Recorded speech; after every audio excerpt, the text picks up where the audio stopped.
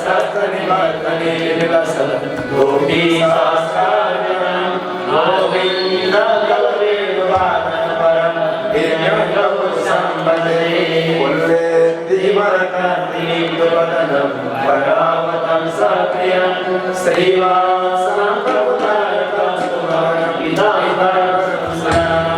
गोपीनान्दयनोत्पलाचितं गोपसंवर्धितं गोविन्दगौरीवादनपरं दिव्यगौरसम्भजे यज्ञप्रजन्तमनुवेदमवेदविद्युं द्वैपायनो विराकातर आजुहाव पुत्रेति तन्मयतया धर्मो विनेदो तं सर्वभूतहृदयं मुनिमानतोऽस्मि प्रह्लादनारद पराशर पुण्डरीका व्यासाम्बरी ससुखसौनकविस्मराम्यं ब्रह्माङ्गदार्जुनवसिष्ठविभीषणादीन् पुण्यान् इमान् परमभागवतां स्मरामि भक्तिसुतौ तौ धनुः गृहीत्वा प्रेमैकरूपा सहसा विरासे श्रीकृष्ण गोविन्द हरे मुरारे हे नाथ नारायण वासुदेव अनन्त वैकुण्ठ मुकुन्द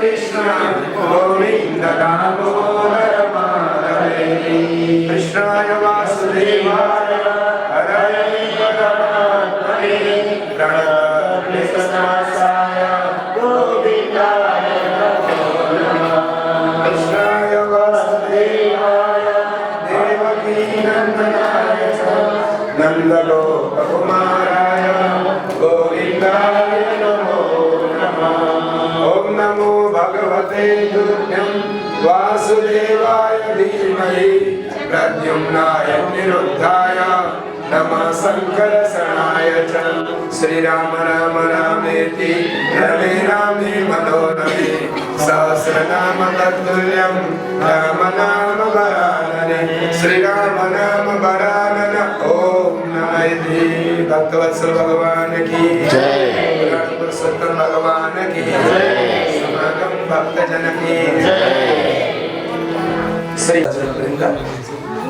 श्रीमद् भागवत सप्ताह ज्ञान माया के अंतर्गत आज तेस्रो दिन का पूर्व सत्र का नित्य कर्म समाप्त पछि हामी अब सत्संगमा छुट्या छौं।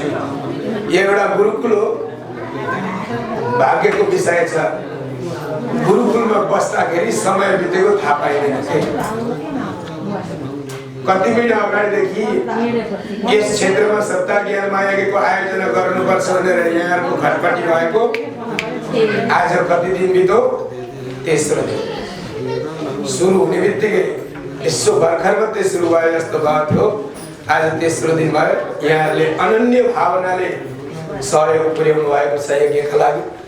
यहाँहरुको सहयोगका प्रति भगवानको प्रेरणा बनिरहनेछ, गुरुजनहरुको आशीर्वाद रहिरहनेछ, वयोवृद्ध बाबाहरुको आशीर्वाद बनिरहनेछ। यस्तै भक्ति भावनाले यो जीवन जुन यात्रा हो, यो मानव चोला हो, यो चोलाबाट मुक्त बनोस् यही भगवानसँग प्रार्थना गर्दै सद्भावले सत्यतापूर्वक अन्तरात्माले कुनै पनि भगवानका लागि गरिने कर्महरू जे छन्, समाजका लागि, समाज उत्थानका लागि गरिने कर्महरू जे छन्, अथवा आफ्नो धर्म कर्मको सुरक्षाका लागि गरिने जति कर्महरू छन्, जसले अन्तरात्माबाट विश्वासले जुटेर लागि परेको छ भने त्यहाँ कुनै विघ्न बाधा आउँदैन, पटक्कै आउँदैन। आज सुन हामीलाई त्यस्ता विघ्न बाधाहरू आएका छैनन्, आउँदैनन् पनि। निश्चिन्त रहनु होला। यज्ञमा सानातिना समस्याहरू देखा पर्दछन्। कसैलाई के चिन्ता हुँदैन, कसैलाई के चिन्ता हुँदैन, कसलाई कहाँको मानभाव हुँदैन, कहाँ के हुँदैन। भोग, तिर्खा, निद्रा, थकाइ, ग्लानी, गाली, अपमान सबै सक्नुपर्छ। चाहे पण्डितले होस् कि, चाहे सुल्तानले होस् कि, चाहे मन्त्रीले होस् कि, राजाले होस् कि, प्रजाले, दुखी गरिब धनी सबैले यज्ञमा सबै प्रकारका विषयवस्तुलाई सहेर अनि त्यहाँदेखि झुट्नु पर्दछ। यो यज्ञ भनेको एउटा तपस्या हो। यस्तो तपस्याको अवस्था फेरि पाइँदैन। म जबरजस्ती गर्छु भन्दाखेरि हुँदैन के। धेरै प्रकारका ज्ञान शक्तिको, भक्ति शक्तिको सम्मिश्रणले, भेलाले मात्र यो यज्ञको आयोजना हुन्छ र मात्रै त्यो यज्ञलाई सफलताका लागि अगाडि बढाउन सकिन्छ। एक्लो निर्णयले, एक्लो रुवावासीले, एक्लो हत्तेले यो कार्यक्रम बन्दैन। जसरी परिश्रम गरेर सङ्घर्ष गरेर जुट्यौँ त्यो परिश्रमको सफलता हामीले पाउँछौँ अवश्य पनि। सयौं जन्मको भगवान म तपाईको सेवा गर्छु, तपाईको प्यारो भक्त बन्छु, मलाई राम्रो कुलमा जन्म दिनुहोस् र मलाई तपाईको प्यारो भक्त बनाइदिनुहोस् भनेर आमाका पेटमा बार बार प्रार्थना गरेर जन्मेका हामी प्राण 6 महिनादेखि प्रार्थना गरेको 9 महिनासम्म 3 महिना हामी आमाका पेटमा प्रार्थना गर्दछौँ। दैविक शक्ति हुन्छ त्यो गर्भ अवस्थामा। त्यसपछि यो शरीरबाट जब प्राणवायु निस्केर जान खोज्छ नि, कुन दैलाबाट जाउँ अब म भनेर आत्तिरहेको हुन्छ, यो शरीरलाई छोड्न चाहिरहेको हुन्छ र पनि हाम्रो शरीरलाई हाम्रो आत्माले पटक्कै चाहँदैन छोड्नु।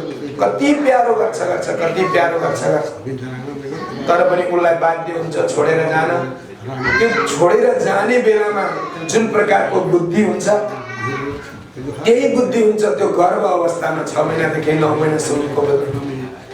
भगवान पक्का हुनुहुन्छ, म भगवानको सेवा सम्मान गर्छु र फेरि यो गर्भवासको जुन पीडा हो त्यो म सहन सक्दिनँ। गर्भवासको पीडा महाभारतमा कस्तो प्रसङ्ग छ भने कथयति नितराम यस्तो प्रमाण छ कि बाक्लो माडमा उम्लेको छड्किएको जुन त्यो चामलको जुन सितो हो त्यो कसरी छड्किन्छ फटफट गरेर हो त्यसरी त्यो गुम्सिलो अवस्थामा विभिन्न प्रकारका फोहोर मैलाका बिचमा विभिन्न प्रकारका कीटाणुहरूका बिचमा उम्लिएर बेला बेला बेहोस हुँदै छटपटाउँदै बटा गर्दै बाँचेर जन्मेको यो प्राणी हो। थाहा छ यो हाम्रो शरीर भगवानको अनन्य निगाह हुन्छ त्यो गर्भ अवस्थामा सुरक्षा गर्नु आफ्नै चक्र शक्तिद्वारा सुरक्षा गर्नुहुन्छ भगवान। र हामी त्यसरी सुरक्षित भएर आएका गर्भ अवस्थामा धेरैवटा कसम खाएर आएका छौँ भगवानको भक्त बनेर म मेरो जीवनलाई सुखी सन्तुष्टि बनाउँछु भनेर बार बार प्रतिज्ञा गरेका छ। आज 100औं वर्षको जन्मपछिको यो मानव छोरा जुन कुलीन परिवारमा केरली परिवारमा जन्म भएर ती सबै प्रकारका व्यावहारिक ज्ञान अनुभवी ज्ञानहरूले परिपूर्ण भइकन पनि भगवानको जप तप साधना गर्ने शक्ति पनि भगवानले हामीलाई दिनुभयो। यो अभाग्यको जीवन हो। यसलाई अझै यस्तै प्रकारको सन्तुष्टिपरक जीवन निर्वाह गर्ने भावना हामीले र हाम्रा भावी सन्तानलाई पनि हाम्रै सद्भाव बाँड्ने प्रयास गर्नुपर्दछ। बाँड्ने माध्यम यो हो, अर्को दिनै पछि आफ्नो घरमा केही बेर छोराछोरीलाई पनि नजिकै वरिपरि राखेर भगवान यहाँ हुनुहुन्छ उहाँलाई यसरी ढोग चन्दन अक्षता पुष्प यसरी चढाएर नमस्कार गर्नुपर्दछ। उहाँलाई भन्ने मन्त्र यो हो भनेर एउटै मन्त्र सिकाइदिनुहोस्। त्वमेव माता च पिता त्वमेव बन्धुश्च सखा त्वमेव विद्या द्रविणं त्वमेव सर्वं मम देव देव। भगवानलाई के भन्नुपर्दछ भने तपाईँ नै आमा तपाईँ नै पिता मेरा। हे भगवान लक्ष्मी आमा हुनुहुन्छ अथवा विष्णु पिता हुनुहुन्छ, पार्वती आमा हुनुहुन्छ, शिव पिता हुनुहुन्छ, गायत्री आमा हुनुहुन्छ, ब्रह्मा पिता हुनुहुन्छ, सीता आमा हुनुहुन्छ, राम पिता हुनुहुन्छ। यसरी कुनै न कुनै इष्टदेव भगवानलाई उहाँ नै माता पिता हुनुहुन्छ। साथै तपाईँ विद्याका दाता हुनुहुन्छ। द्रविडं त्वमेव तपाईँ धनदाता पनि हुनुहुन्छ। त्वमेव माता च पिता त्वमेव बन्धुश्च सखा त्वमेव तपाईँ हाम्रा इष्टमित्र दाजुभाइ दिदीबहिनी सबै तपाईँ हुनुहुन्छ। साथै मसँग हिँड्ने एउटा मात्र प्यारो अन्तर्हृदय साथी तपाईँ हुनुहुन्छ। सहयोगी साथी सहयात्री भनौँ, जहाँ गए पनि छाया जस्तो टाँसिरहेको हुन्छ। हृदयभित्रको एउटै मात्रै साथी भगवान हुनुहुन्छ जसलाई त्वमेव बन्धुश्च सखा त्वमेव। सखाको अर्थ यो हो कि सह ख्याएदेखि सखा हुन्छ। सँगै कहिल्यै पनि त्यो शरीरलाई छोड्दैन जस व्यक्तिले हर वखत सुरक्षाका लागि जुट्या हुन्छ जो चिज यसलाई सखा भनिन्छ, साथी भनिन्छ। हामी त साथी भनेको बारबारमा सहयोग पुर्याउनेलाई भन्छौँ व्यवहारका लागि, तर वास्तवमा भगवान जतिको प्यारो साथी सहयोगी साथी अर्को हाम्रो कोही छैन। त्यसले गर्दाखेरि त्यो मन्त्र हात जोडेर त्यसो भनिएको विद्याका दाता तपाईँ हुनुहुन्छ। द्रविडं च त्वमेव मलाई चाहिएको अन्न पानी वस्त्र र धन दौलत दिने पनि तपाईँ हुनुहुन्छ। मम देव देव त्वमेव सर्वम सबै देवताहरू मध्येमा अधिदेव तपाईँ मेरा देवताका पनि देवता तपाईँ हुनुहुन्छ। हे भगवान यसो भनेर भगवानका चरणमा शिर झुकाएर नमस्कार गर्ने यो प्रथा त हाम्रा जीवाहरूले सिकाएर आउनुभएको। त्यो प्रथा हामीले हाम्रा बाबाहरूलाई अथवा हाम्रा बालकहरूलाई पनि सिकाउनु पर्दछ। सजिलो छ, त्यसलाई बरु नेपालीमा अनुवाद गरी मागेर भए तापनि त्यसैलाई त्यही छन्दबद्ध श्लोकलाई नि नेपालीमै स्तुतिगान गाएर भए तापनि प्रार्थना गर्नुपर्दछ। तब मात्र जीवन धन्य हुन्छ। यो भनेको त एउटा यो लोक भनेको एउटा चौकार हो। ऋषि महर्षिले त्यसो भन्नुहुन्छ। माता हाम्री परम दयालु कमला, लक्ष्मीपति हुन् पिता, बन्धु बान्धव भक्त सब हुन् शास्त्र हाम्री गीता। वैकुण्ठै पुरी हो स्वदेश बुझनु, यो देश परदेश हो। मुक्ति क्षेत्र हाम्रो के हो? हाम्रो देश। यो देश चाहिँ के हो भन्नका लागि? परदेश। यसका यात्री हौँ हामी, सीमित समय लिएर आएका छौँ। वैकुण्ठै पुरी हो स्वदेश बुझनु, यो देश परदेश हो। जाने मार्ग छ अर्चिरादि गतिको, गीतादि शास्त्रोक्ति हो। गीताले भनेको छ कि अँध्यारो बाटो नहिँड, उज्यालो बाटो हिँडेरै गति मुक्ति हो। यस्तो गीताको प्रमाण छ। र अति प्यारो शास्त्र हाम्रा गीता हुन्। तिनै शास्त्र गीताका व्याख्यानलाई यहाँ भागवत बनाएर विस्तारले व्याख्या गर्न खोजिएको छ। आउनुहोस्, म भागवत कथा प्रसङ्ग अगाडि बढाउँछु। हिजोका कथा प्रसङ्ग मैले हतार गरेर दक्ष प्रजापतिको जन्मसम्म पुर्याएर छोडेको छु। यो चतुर्थ स्कन्धका कथा प्रसङ्गहरू यहाँ समाप्त भएका छन्। आज म पञ्चम स्कन्धका कथा प्रसङ्गहरूको वर्णन गर्दछु। यो विश्व ब्रह्माण्ड एउटा डल्लो माटाको डल्लो थियो। यसलाई स्वयम्भू मनुका छोरा प्रियव्रतले अब सिमाना लाउन सुरु गर्दछ। कति सिमाना लाउँछन्, कति सिमाना लाउँछन्। यो विश्व ब्रह्माण्डलाई माटो जति सबै सिमाना लान सकिन्छ। जसले गर्दाखेरि त्यो भूमि त्यहाँको, त्यो उसको, त्यो उसको, त्यो उसको भनेर तुलना गरिन्छ। अनन्त कोटि सिमाना छन्, अल्ली छैन। यसैको विवरण छ। आउनुहोस् एउटा भजन सुनौँ, ताकि कथा सुनिसके उपरान्त हिजोका कथाबाट एउटा न एउटा प्रसङ्ग याद भएको हुनुपर्छ। आजका कथाले एउटा न एउटा सहयोग पुर्याओस्, हामीलाई व्यवहारमा ज्ञान पनि दियोस् र परमार्थका लागि पनि सहयोग पुर्याओस्। भक्तवत्सल भगवान की पतित पावन भगवान नारायण की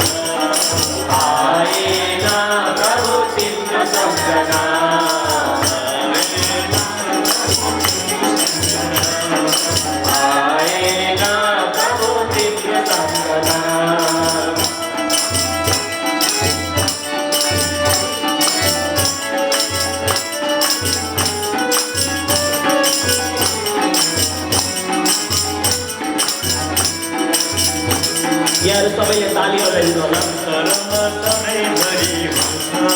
जन्म मरण संसारमा सधैँभरि हुन्छ,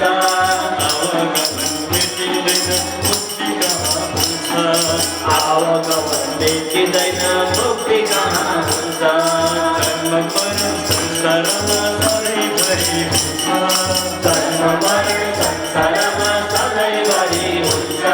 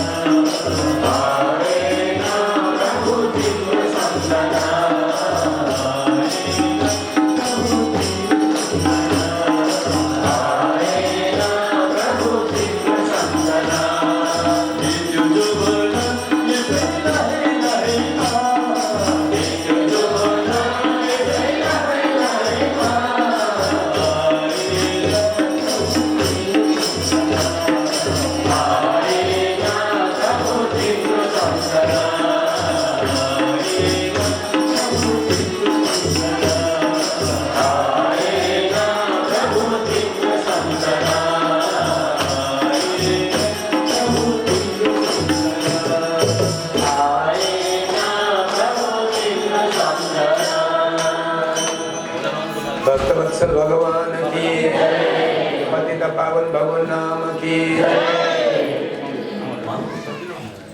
स्थानको वर्णन छ पंचम स्कन्धमा भागवतका वर्णन मध्येमा स्थानको वर्णन अथवा पृथ्वीको वर्णन। यी पृथ्वी कसरी बने, समुद्रहरू कसरी बने, ग्रह नक्षत्र तारागणहरू सूर्य चन्द्रहरूको स्थिति के हो आदि सबै विवरण पंचम स्कन्धका प्रसंगमा पाइन्छ।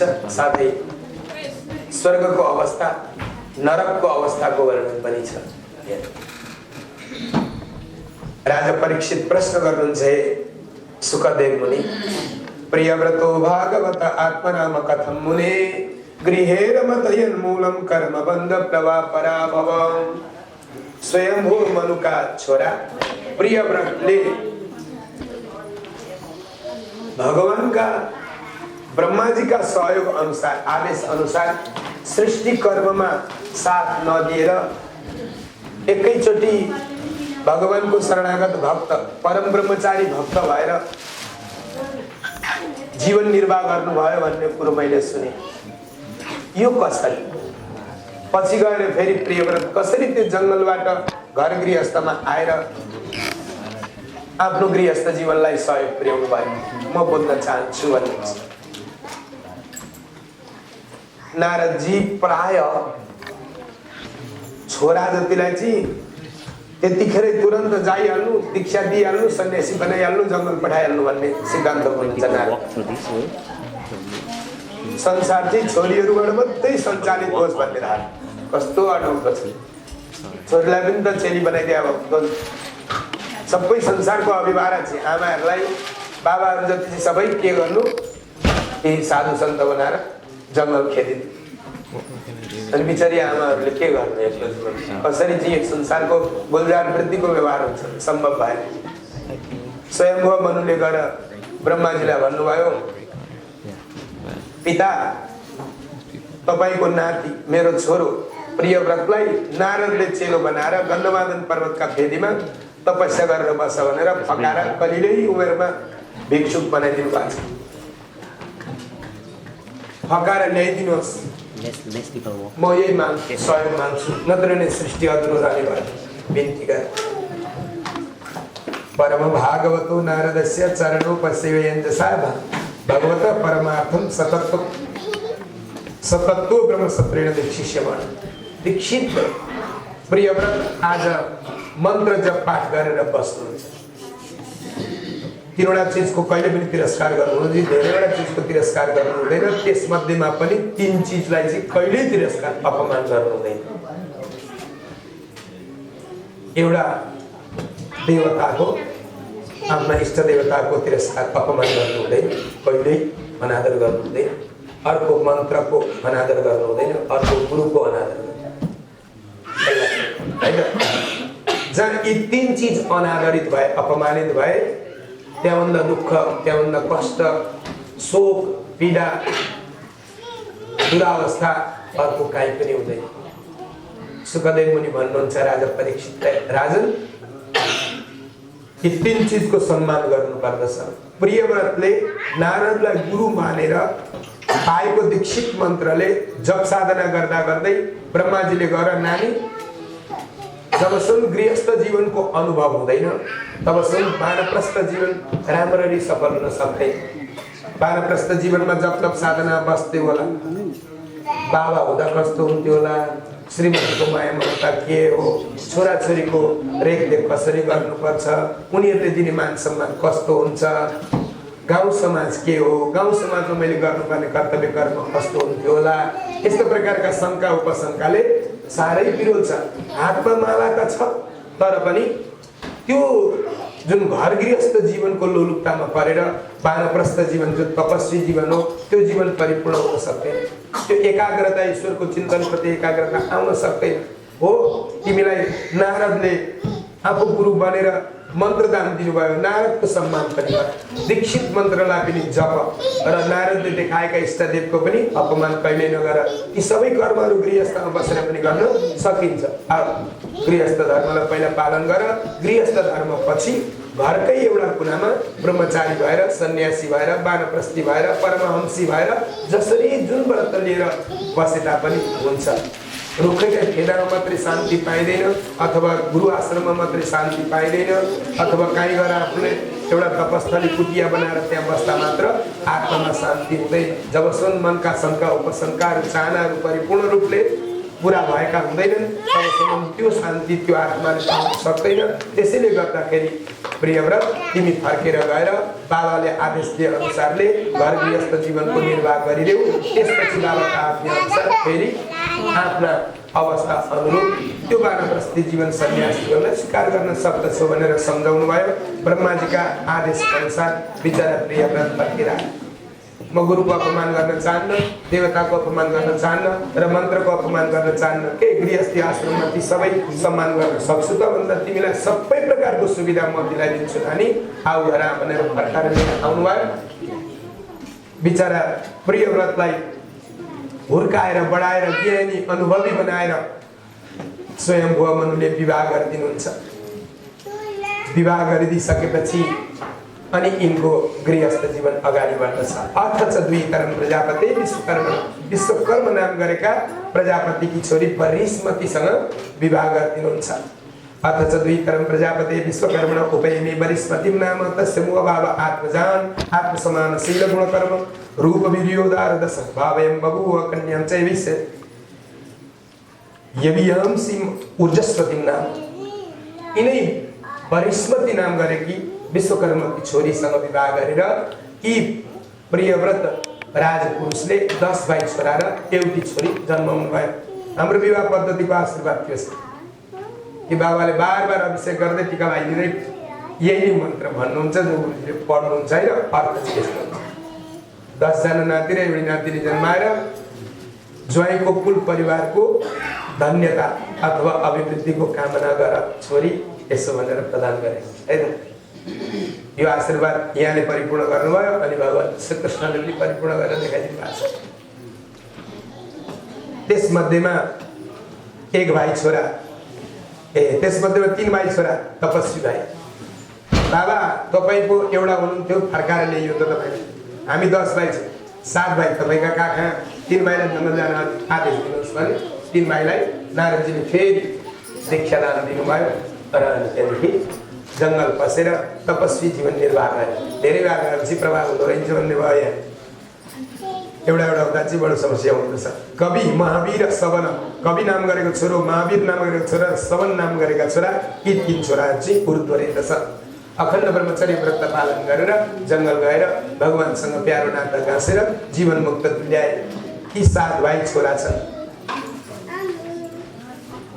प्रजाहरूले के भने राजन हामीलाई दिनभरि काम गरेर देशको ऐश्वर्य समृद्धि हामीले बढाउन सकेनौँ, भने जति प्रगति गर्न सकेनौँ। त्यसले गर्दाखेरि यो रातलाई पनि दिन बनाइदिनुहोस् अनि हामी 24 घण्टा काम गरेर हाम्रो जीवन धन्य तुल्याउँछौँ र देशलाई एउटा समृद्धशाली बनाउँछौँ। यसो प्रजाको आग्रहलाई राजाले मान्नुपर्छ। राजाले आफ्नो तपोबल शक्तिद्वारा यस्तो एउटा ज्योतिर्मय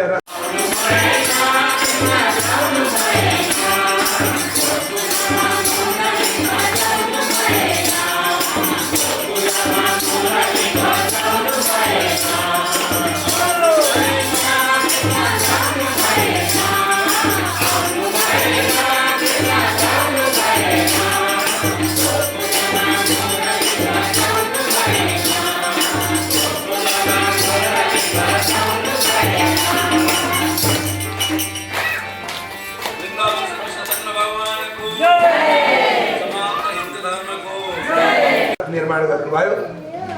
जुन रथ यति चम्चमाउँदै थियो कि सूर्यनारायणमा हुने उज्यालो पहिला जति छ त्यति नै बराबरको उज्यालो बनाउने युक्त भएको रथ निर्माण गर्नु। अनि त्यो रथमा आफू बस्नुभयो र त्यो रथमा या रथेन ज्योतिर्मयेन रजनीम अपि दिनं करिष्यामि इति। आज रात्रिलाई पनि म दिन बनाइदिन्छु र प्रजाका आग्रह अनुसारको व्यवहार गर्ने व्यवस्था मिलाइदिन्छु भनेर अगाडि बढ्नुहुन्छ। त्यस अवस्था सम्बन्धमा प्रियव्रत राजा भएका अवस्था सम्बन्धमा मृतपिण्ड एउटै मात्रै थियो, माताको डल्लो जलमाथि एउटै मात्रै थियो। जब प्रियव्रत राजाले रथ हाँक्न सुरु गर्नुभयो। त्यतिखेर एकपट्टिका रथका पाङ्ग्राले यसरी पृथ्वी खन्यो कि त्यो रथको पाङ्ग्राको जुन खनाइ हो पृथ्वीलाई असह्य भयो, जसले गर्दाखेरि यति गहिरेर बग्यो त्यो रथको पाङ्ग्रो चक्का भनौँ कि पृथ्वीमा भएको समग्र माटालाई उठाएर दोडा पाड बनाइदियो। यतापट्टिको उठेको एउटा पाड, उतापट्टिका चक्रले उठाएको अर्को पाड, बिचमा जहाँ खनिएको थियो त्यहाँ समुद्र बन्यो। 7 खेप मात्रै यो पृथ्वी घुमाएका थिए। 7 पर्वत, 7 द्वीप र 7 समुद्र बन्यो। अब पृथ्वी सबै नष्ट हुन जान्छ भन्ने डर भयो। प्रजाहरूलाई सबै प्रकारको सन्तुष्टि प्रदान गरेर एउटै मात्रै द्वीपमा उज्यालो बनाइदिए हुन्छ, अरू द्वीप स्वतः उज्याला छ। सूर्य चन्द्रको त्यहाँ किरण, तारागणको किरण पर्दैन, उज्यालोपना पर्दैन। मात्रै जम्बूद्वीपलाई उज्यालो बनाए हुन्छ भन्ने भावनाले जम्बूद्वीपलाई चाहिँ आज दिन र रात दुवै पक्षलाई त्यही रथका सहयोगमा उज्यालो बनाइदिनु हो। रात्रि अवस्थामा, दिनमा सूर्य चन्द्रको सहयोग। एउटा पृथ्वीलाई कति भागमा सिमाना लगाउनु भयो? प्रियव्रतले 7 भागमा सिमाना लगाउनु र आफू जम्बूद्वीपमा रहनुभयो।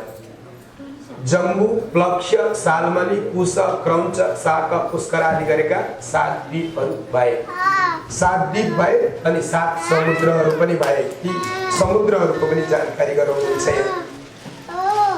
क्षीरोद, इक्षुरसोद, सूरोद, धृतोद, क्षीरोद, दधिमण्डोद, शुद्धोद, सप्त जलदय, सप्त दीपापरिखा एवाभ्यन्तर दीपं समान एकैकस्येन यथानुपूर्वम्। यहाँ खारिलो पानी, नुनिलो पानीले युक्त भएको सागर बनो। जुन पानीले युक्त भएको सागरले जम्बूद्वीपलाई घेरेर राखेको छ। द्वीपको अर्थ, खासै द्वीपको अर्थ के हुन्छ भनेदेखि दुई पाटाले समुद्रले छेकेको बिचको भूभागलाई द्वीप भनिन्छ। तर जम्बूद्वीपलाई चाहिँ 2 पाटा मात्रै नभएर 4 पाटा गोलाकार सबै समुद्रले घेरिएको पाइन्छ। प्राय सबै द्वीप यसरी नै घेरिएका छन्। इक्षुरसुद जम्बूद्वीपदेखि परतिरको प्लक्षद्वीप हो। प्लक्षद्वीपलाई चाहिँ उखुका रसले, मानौ पानी तेली हो, त्यहाँको पानी खाँदाखेरि खुँदो खाएको स्वाद हुन्छ। यस्तो पानीले घेरिएको प्लक्षद्वीप छ। अर्को सालमली द्वीप छ। सालमली द्वीपमा चाहिँ बडो अनौठो छ। क्षीरोद, इक्षुरसुद, सुरोद, जम्बू, प्लक्ष, सालमली द्वीपमा चाहिँ मदिराको रसले युक्त भएको नदी बग्छ, समुद्र छ। त्यहाँको जल खाए के हुन्छ? व्यक्ति बेहोस भएर ढल्छ। त्यसपछि जम्बूद्वीप, प्लक्ष, सालमली, कुशद्वीप आउँछ। यहाँ घृतोद, घिउ खाएको स्वाद जस्तो जलको स्वाद छ। त्यहाँदेखि अगाडि क्षीरोद, दुध पिए जस्तो स्वादको जल बग्दछ। त्यहाँदेखि अगाडि दधिमण्डोद, दही खाएको स्वादको जल बग्दछ। अनि त्यहाँदेखि शुद्धोद, त्यहाँदेखि चोखो सङ्लो कस्तो पानी भन्नुभयो? मिठो पानी भन्नु है, शीतलताले भरिएको पानी, समुद्रले घेरिएको अन्तिम द्वीप छ। यस्ता द्वीप छन्। अब कतिपय बारको उहाँलाई हिँड्दाखेरिको शङ्का के थियो भने हामी कुन द्वीपमा जाँदैछौँ गुरुजी भन्ने होइन। जति पनि हाम्रा आँखाले, यो छालाका आँखाले देखिन्छ यो विश्व ब्रह्माण्डमा, त्यति त्यो सबै देखिने जति जम्बू प्लक्षमा गएपछि यो आँखाको दाम सालमली, कुश, क्रौञ्च, शाक, पुष्कर आदि द्वीपको त पुरै छ। यी बिल्व स्वर्ग हुन्, त्यहाँ हामी जान सक्दैनौँ। यहाँसम्म अर्जुन पनि घमण्डी भए। कृष्ण मेरा सारथी न, मैले जहाँ भनौँ ती जाइहाल्छ। मभन्दा झन्डै कान्छा हो होइन, केही आपत्ति। यस्तो प्रकारका सानातिना घमण्डका कुशले अर्जुनलाई घेरेका थिए। त्यतिखेर भगवानले तँलाई म चिनाउँछु भनेर जम्बूद्वीपबाट प्लक्षद्वीपमा मात्रै के रथ पुर्याउनु भएको थियो। अर्जुन के भन्छ? कृष्ण केही देख्थिन, कहाँ हिँडे? यसो हो थाहा पाइ, म देखिरहेको छु, यी मेरा घोडाले पनि देख्दैछ, तँ चाहिँ देख्दैन? कति कमजोरता रहेछ। तेरो अधिकार कहाँसम्म रहेछ अर्जुन? प्रभु जम्बुद्वीपसम्म मात्रै रहेछ। अरू यस्ता द्वीप 6वटा छन्, लैजाउँ सबैतिर घुमाउँ। यी हात्ती गए कहाँ जानु? जहाँ जाँदा देखिँदैन आँखाले त्यहाँ गएर के फाइदा? अन्धस्य दीपम बधिरस्य गीतम। अन्धालाई उज्यालो के गर्नु? कानै नसुन्नेलाई त्यो दुनियादारीको गीत सुनाएर के फाइदा? गाह्रो हुन्छ। त्यस्तै भयो अर्जुन। न त आवाज सुनिन्छ न त केही देखिन्छ। त्यसपछि दिव्य चक्षु दिन्छु। त्यही दिव्य चक्षु शक्तिले तिमीलाई म 7 द्वीपको दर्शन गराउँछु अनि 7 द्वीप पछिको दिव्य गोलोक धाम, दिव्य वैकुण्ठ धामको दर्शन, दिव्य कैलाश धाम, दिव्य ब्रह्मलोकको दर्शन। हेर यसरी भगवानले म यहाँ बस्छु, तिमीले मलाई एउटा सारथी मेरो घोडा चलाउने भन्ने मात्र ठाने होइन, अब चिन्यौ अनि मात्रै शरण गरेर वास्तवमा हजुर साक्षात् नरनारायण हुनुहुँदो रहेछ। मनुष्यका रूपमा जम्बुद्वीपमा आएर हामीलाई अनन्य सहयोग गर्नुभयो, विश्व ब्रह्माण्डको अधिनायक हुनुहुँदो रहेछ भन्ने कुरो थाहा पाएर अनि शरण पाए। यसरी जसले भगवानलाई अपमानित दृष्टिले त्यो अवस्थामा पनि भगवान सँगै रहेको अवस्थामा पनि हेर्थ्यो, चिन्दैन थियो, बुझ्दैन थियो भने उनीहरूलाई आफ्नो बल पराक्रम शक्तिले कहाँ लगेर यसलाई यसको घमण्डको जुलो भाँचिन्छ त्यही पुर्याएर भए पनि शरण पारेर छोड्नुहुन्छ। त्यसैले हामी जति जहाँ जान्छौँ हाम्रा आँखाले जहाँ जे देखिन्छ त्यो जम्बुद्वीपै हो र यी आँखाले देख्ने सागर सबै नुनिलो सागरै हो, खारिलो पानीले युक्त भएको सागरकै बिचमा हामी छौँ, अन्यत्र छैनौँ। यो शङ्का नले हुन्छ। जम्बुद्वीपलाई त कतिवटा टापु बनाएर टुकुरिएको छ भने आज लक्ष्य साल मैले कुशतिर जानको लागि त धेरै गाह्रो पर्दछ। यी प्रियव्रत राजाले 7वटा द्वीपमा आफ्ना 7 भाइ छोरालाई अर्पण गरिदिनु भयो। 7वटा छोराहरू 7 राज्यका अधिराजाहरू भएर राज्य सञ्चालन गर्दछन्। यी अग्निद्र, इद्मजिह्व, यज्ञबाहु, हिरण्यरेत, महावीर आदि नाम गरेका 7 भाइ छोराहरू छन्। त्यसमध्येमा अरू 6 द्वीपका राजा र उनीहरूका राजवंशको विस्तारको वर्णन भागवतमा छैन। मात्रै जेठा छोराको वंशको वर्णन छ जसले जम्बुद्वीपको राज्य गर्यो। अरू द्वीपमा भएका राजाधिराजहरूको वर्णन पद्म पुराण, स्कन्द पुराण आदि गरेका दिव्य ग्रन्थहरूमा हामीले सुन्न पाउँछौँ। अब मात्रै जम्बुद्वीपलाई टिप्नु पर्दछ र यिनका जेठा छोरा नाभिलाई लिएर अगाडि बढ्नु पर्दछ। यी नाभिको जन्म उपक्रम कसरी बढ्यो र जम्बुद्वीपको सुरक्षा अथवा जम्बुद्वीपको अभिवृद्धि, ऐश्वर्यको वृद्धि कसरी भयो ती कथाहरू सुन्न पाइन्छ। यसरी सबै छोराहरूलाई आफ्ना द्वीपको जिम्मा दिएर सुरक्षा गर।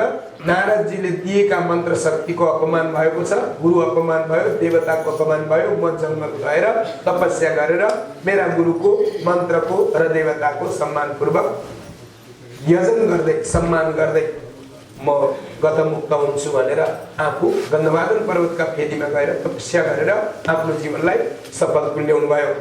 यतापट्टि प्रियव्रत कृतम कर्म कोन कुर्यात् वीरेश्वरम, प्रियव्रतले जुन शक्तिशाली कर्म गर्नुभयो त्यो गर्न सक्ने शक्ति भएको राजा फेरि अब जन्मदैन। त्यसैले गर्दाखेरि प्रियव्रत एक दैविक शक्तिले युक्त भएका व्यक्ति हुन् भनेर हाम्रो पौराणिक ग्रन्थले गुणगान गाएको छ, धेरै महिमा गाउनु भएको छ।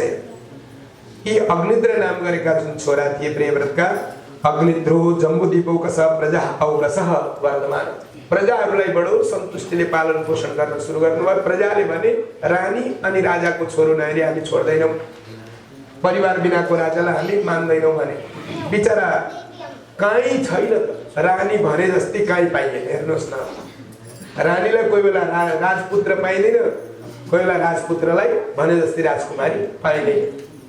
अनि यिनले अग्निद्रले मद्राचल पर्वतका फेदीमा गएर बसेर तपस्या गरे कि मलाई योग्य राजकुमारी प्राप्त होस्, हे ब्रह्माजी म हजुरसँग विनम्र विन्ती गर्दछु भने। योग्य श्रीमती, योग्य श्रीमान प्राप्तिका खातिर कसको आराधना गर्नुपर्दछ? ब्रह्माजीको। ब्रह्माजीको आराधना गरिसकेपछि ब्रह्माजीलाई थाहा भयो कि मलाई भन्दैछ, माग्दैछ कन्यादान। त्यसैले गर्दाखेरि अब उसका लागि योग्य स्त्री मैले जन्म हुन सकिनँ भने म स्वर्गबाट पूर्वचित्ती नाम गरेकी अप्सरा पठाइदिन्छु। त्यही अप्सराका सहयोगमा यथायोग्य सन्तान उत्पत्ति गरेर त्यसपछि ती बिचरी फेरि सशरीर स्वर्ग फर्केर आउने छिन् र नाभि नाम गरेका राजाले आफ्नो राजपाट सम्हाल्नेछन् भनेर पूर्वचित्ती नाम गरेकी अप्सरा तपोभूमिमा अप्सरा त हुन्, अब उनमा भएको जुन रुन्छुनपना हो, कसरी हुन्छ यी राजालाई मतिर आकृष्ट गरौँ भन्ने खालको भावना थियो। भरको सुगन्धित द्रव्यहरू आफ्नो शरीरमा पोतेर गएकी छिन्, गरगनाहरू कति राम्रा लगाएकी छिन्, रुन्झुन रुन्झुन गर्दै नाच्दै नाच्दै गइन्।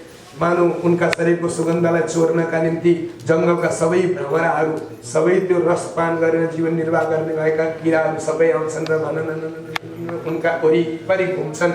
मानव ऋषि महर्षिहरू, सयौं ऋषि महर्षिहरू सस्वर वेद पाठ गरिरहनु भएको जस्तो यस्तो आवाज आयो। उनका गोडाका बाउजू बजेको सुन्दाखेरि बिचरा समाधिमा बसेका अग्निद्रको समाधि शक्ति टुटेर गयो। तिमी को हौ, किन यसरी मलाई कड्के छड्के नजरले मन्द मुस्कान छोड्दै मलाई लोभ्याउँछौ, मलाई तिमीप्रति आकृष्ट तुल्याउँछौ? भन देवी, के ब्रह्माजीले मलाई जीवन निर्वाह गर्न पठाइएकी कोही प्रसाद हौ?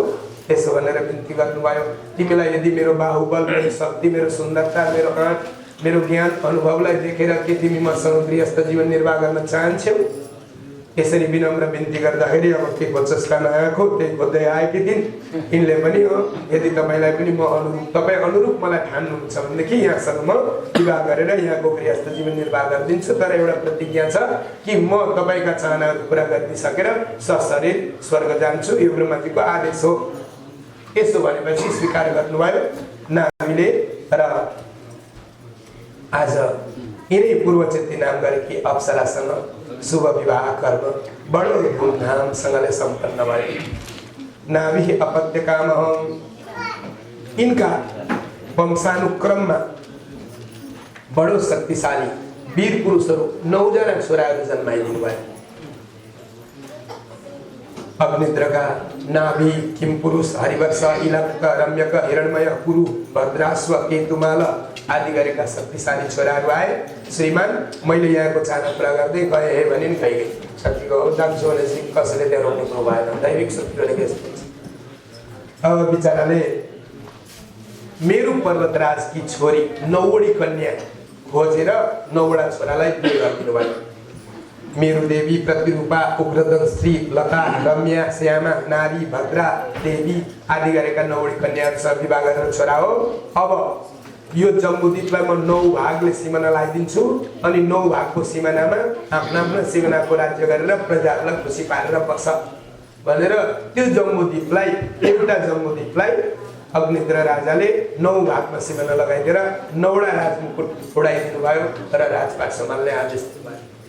यसमा कस्तो छ भने 9 भागमा सिमाना लगाइएको जम्बूद्वीपको एउटा भागको मात्रै वर्णन छ। 8वटा द्वीपको वर्णन छ। जम्बूद्वीप अन्तर्गतको 9 प्रान्तहरूको 9 देशहरूको वर्णन छैन, एउटै मात्रैको वर्णन छ, जसलाई नाभि नाम गरेका राजाले परिचालन गरेका थिए, जसलाई चाहिँ महाभारत वर्ष भनिन्छ अथवा अजनाद वर्ष भनिन्छ। भारतवर्षे भरतखण्डे जम्बूद्वीपान्तर्गत रमणक उपमहाद्वीप, यस्ता प्रकारका कतिवटा उपमहाद्वीपहरू छन् कि हामी संकल्प भन्दा पनि भारतवर्षे भरतखण्डे जम्बूद्वीपान्तर्गत अमुक नाम्ने राज्य भनेर यसरी संस्कृत भन्छ। त्यही संकल्पको परिपूर्णता यहाँ आज नाभिले हाँकेका राज्यमा छ। अब मेरुदेवीसँग नाभि नाम गरेका अग्निद्रका छोराको विवाह भयो। पूर्वजहरूले जसरी नारदसँग दीक्षादान लिएर त्यही दीक्षित मन्त्रलाई जपेर गतमुक्त हुनुभयो आफ्ना जीवाहरू, त्यसरी नै दीक्षित भएर त्यही मन्त्र जप्दै जप्दै गतमुक्त हुनुभयो। यो दीक्षा ग्रहण गर्ने र जप तप साधनाको विधि जुन हो नि, यो ऋषिकुलदेखि थपक्कै राजकुलमा सरेको हो, क्षत्रिय राजकुलमा सरेको, त्यसपछि मात्रै प्रजाहरूमा सरेको। त्यसै गर्दाखेरि क्षत्रिय राजाहरूले आफू शिक्षित दीक्षित भएपछि मात्र प्रजाहरूलाई शिक्षित दीक्षित हुनुपर्छ है भनेर अत्युपदेश दिएका हुन्। यो जुन वैष्णवीकरणको विधि हो। त्यो विधि ऋषिबाट क्षत्रिय राज परिवारमा सर्यो, क्षत्रिय राज परिवारबाट मात्र जनतामा सरेर आएको हो, जसलाई चाहिँ गणपत्य दीक्षा भनिन्छ। गणेशजीको दीक्षा, शौर्य दीक्षा, सूर्यनारायण भगवानलाई इष्टदेव मानेर लिने दीक्षा। शाक्त दीक्षा भनिन्छ देवीलाई इष्टदेवाङ्गना मानेर जप तप गर्ने दीक्षा। शैवी दीक्षा भनिन्छ शिवजीलाई इष्टदेव मानेर स्वीकार गर्ने दीक्षा। वैष्णवी दीक्षा, रामानुजी दीक्षा भनिन्छ भगवान विष्णु लक्ष्मीलाई इष्टदेव मानेर गरिने दीक्षा। रामानन्दी दीक्षा भनिन्छ राम सीतालाई इष्टदेव देवाङ्गना मानेर ग्रहण गरिने दीक्षा। निम्मार्ग दीक्षा भनिन्छ जहाँ राधा कृष्णलाई सम्मान गरेर स्वीकार गरिने दीक्षा। यो दीक्षाको क्रम त उतिखेरदेखि चलेर आयो, तर अहिले आएर चाहिँ यो एउटा झगडाका रूपमा परिणत भयो के। इष्टदेव बनाएर तिनै देवताको आराधना गर्दै चुप लागेर जीवन निर्वाह गर्नुपर्ने, म यस्तो र उस्तो भनौँ जान्नु भन्ने पटक्कै केही छैन, केही नै छैन। मेरा देवता इष्टदेव को हुन् र उनलाई कसरी के आराधना गरेर के चढाएर खुसी पार्नुपर्छ, मैले कसरी जप तप गर्नुपर्छ त्यो छैन। पछि यस्तो त यो जान्दैनस्, त्यो जान्दैनस्, त यो खान्छस्, त्यो खान्छस्, त यहाँ बस्छस्, यस्तो लाउँछस्, यस्तो बोल्छस्, त्यसले गर्दाखेरि त उचित छैनस् भन्ने खालको एउटा घृणाको भावना मात्रै हाम्रा समाजमा छ। अरूलाई तुच्छताले हेर्ने मात्रै, म को हुँ भन्ने र म कसरी सप्रियो भन्ने भाव चाहिँ पटक्कै छैन। त्यसैले गर्दाखेरि यहाँ साम्प्रदायिक दङ्गा भएको, नही वैष्णवता पुत्र सम्प्रदाय पुरस्सरा, आफ्नो हुल बढाउने अनि त्यो हुलले अर्का हुललाई आक्रमण गर्ने, यो धार्मिक आक्रमण बने वास्तविकता चाहिँ। त्यसले गर्दाखेरि युक्त भएको सागरकै बिचमा हामी छौँ, अन्यत्र छैन। यो शङ्का नले हुन्छ। जम्बूद्वीपलाई त कतिवटा टापु बनाएर टुकुरिएको छ भने आज लक्ष्य सार्वजनिक कुशतिर जानको लागि त धेरै गाह्रो पर्दछ। यी प्रियव्रत राजाले 7वटा द्वीपमा आफ्ना 7 भाइ छोरालाई अर्पण गरिदिनु भयो। 7वटा छोराहरू 7 राज्यका अधिराजाहरू भएर राज्य सञ्चालन गर्दछन्। यी अग्निद्र, इद्मजिह्व, यज्ञबाहु, हिरण्यरेत, महावीर आदि नाम गरेका 7 भाइ छोराहरू छन्। त्यसमध्येमा अरू 6 द्वीपका राजा र उनीहरूका राजवंशको विस्तारको वर्णन भागवतमा छैन। मात्रै जेठा छोराको वंशको वर्णन छ, जसले जम्बूद्वीपको राज्य गर्छ।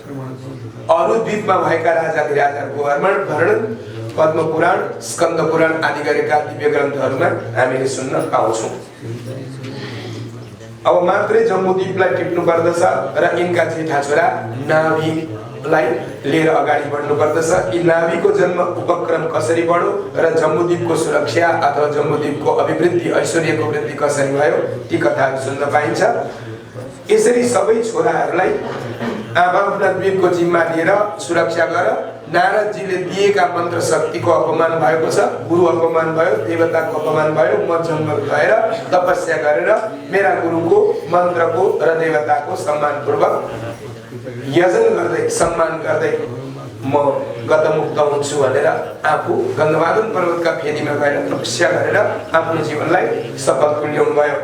यतापट्टि प्रियव्रत कृतम कर्म कोन पुर्य दिनेश्वर, प्रियव्रतले जुन शक्तिशाली कर्म गर्नुभयो त्यो गर्न सक्ने शक्ति भएको राजा फेरि अब जन्मदैन।